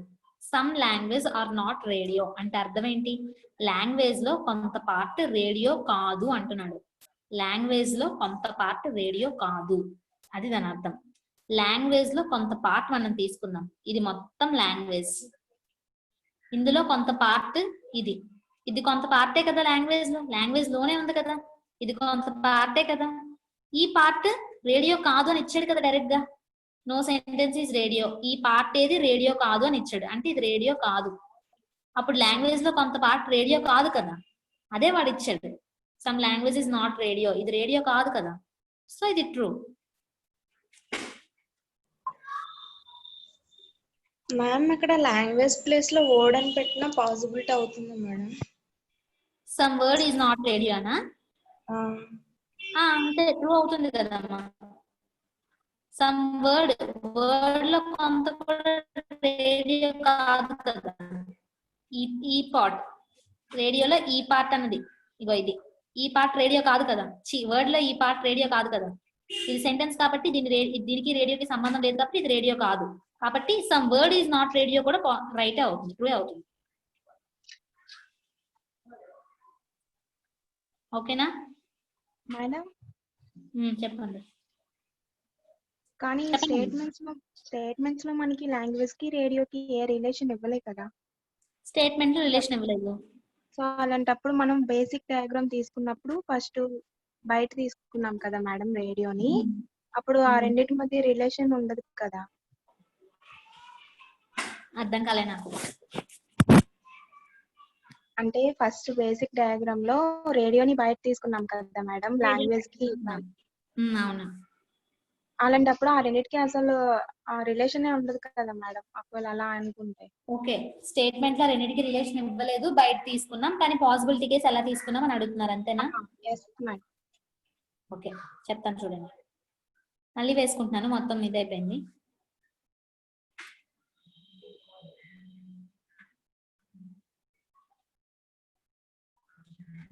ఇది నేను బేసిక్ డయాగ్రామ్ లో తీసుకున్నా, కానీ ఇక్కడ పాసిబిలిటీ కేసు అడిగాడు మనకి. ఇది బేసిక్ డయాగ్రామ్. పాసిబిలిటీ కేసు అంటే ఏంటి? బేసిక్ డయాగ్రామ్ ని మనం రీఅరేంజ్ ఫెసిలిటీస్ అన్ని వేసుకుంటాం, కానీ మనం ఏ పాసిబిలిటీ వేసుకున్నా సరే స్టేట్మెంట్ లో ఉన్నది వైలేట్ అవ్వకూడదు, అది రూల్. అయితే దీన్ని ఎలా వేసుకున్నాను నేను? ఇక్కడ లాంగ్వేజ్ కి రేడియోకి మనకి సంబంధం ఇవ్వలేదు, కరెక్టే. సెంటెన్స్ కి రేడియోకి సంబంధం లేదు అని ఇచ్చాడు. దాని అర్థం సెంటెన్స్ కి రేడియోకి మాత్రమే రిలేషన్ లేదు, అంతే. వర్డ్ తోని లాంగ్వేజ్ తోని ఇంకా దేనితోని రిలేషన్ ఉందో లేదో మనకి చెప్పలేదు. ఉండొచ్చు, ఉండకపోవచ్చు. ఉండొచ్చు అన్నది ఒక పాసిబిలిటీ, ఉండకపోవచ్చు అన్నది ఒక పాసిబిలిటీ. సో ఉండొచ్చు అన్న పాసిబిలిటీ తీసుకున్నాం. All radio is language is possibility. ఉండొచ్చు అనే పాసిబిలిటీ తీసుకున్నా, ఈ రెండింటికి సంబంధం లేకుండా దూరంగా పెట్టుకున్నా. ఇందులో ఉండొచ్చు అనే పాసిబిలిటీ నేను తీసుకున్నా.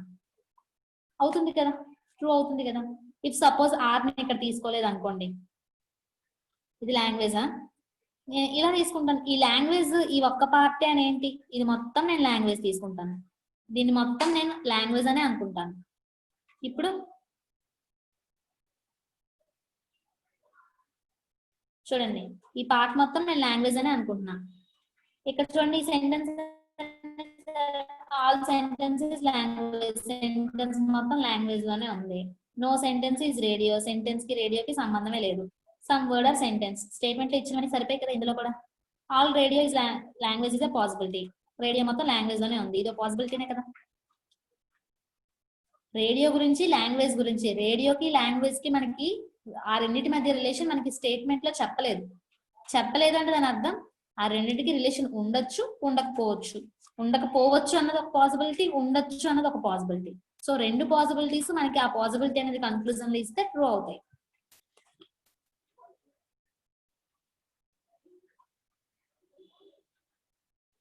అర్థమైందా?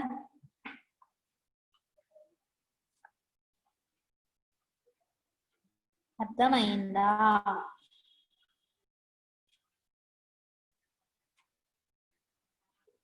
ఓకేనా?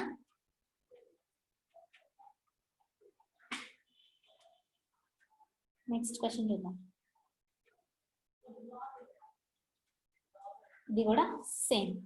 Only grapes are papaya.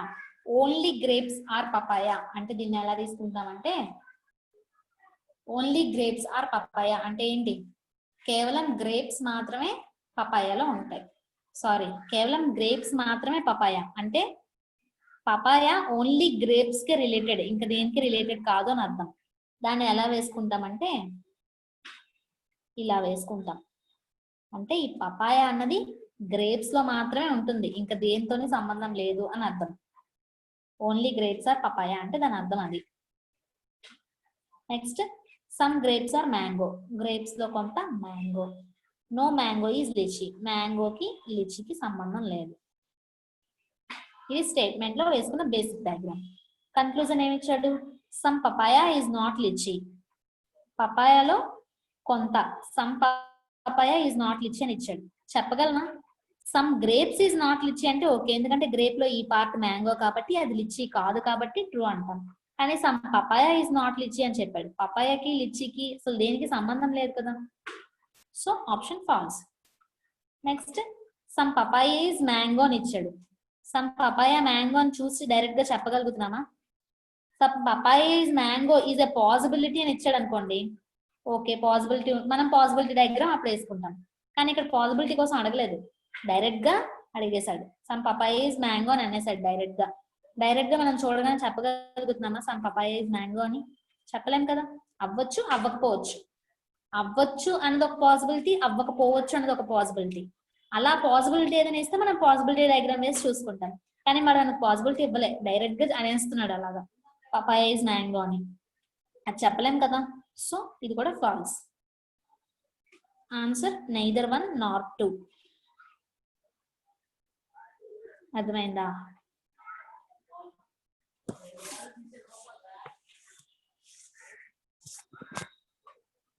ఓకేనా?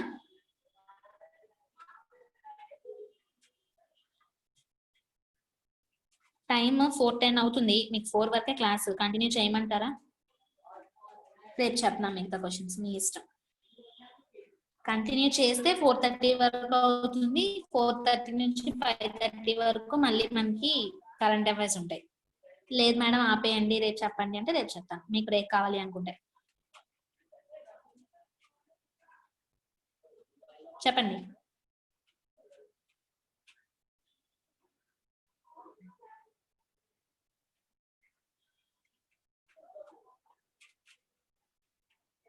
చాలా ఎనఫ్ అంట అందరికి. రేపు చెప్పనా? సరే.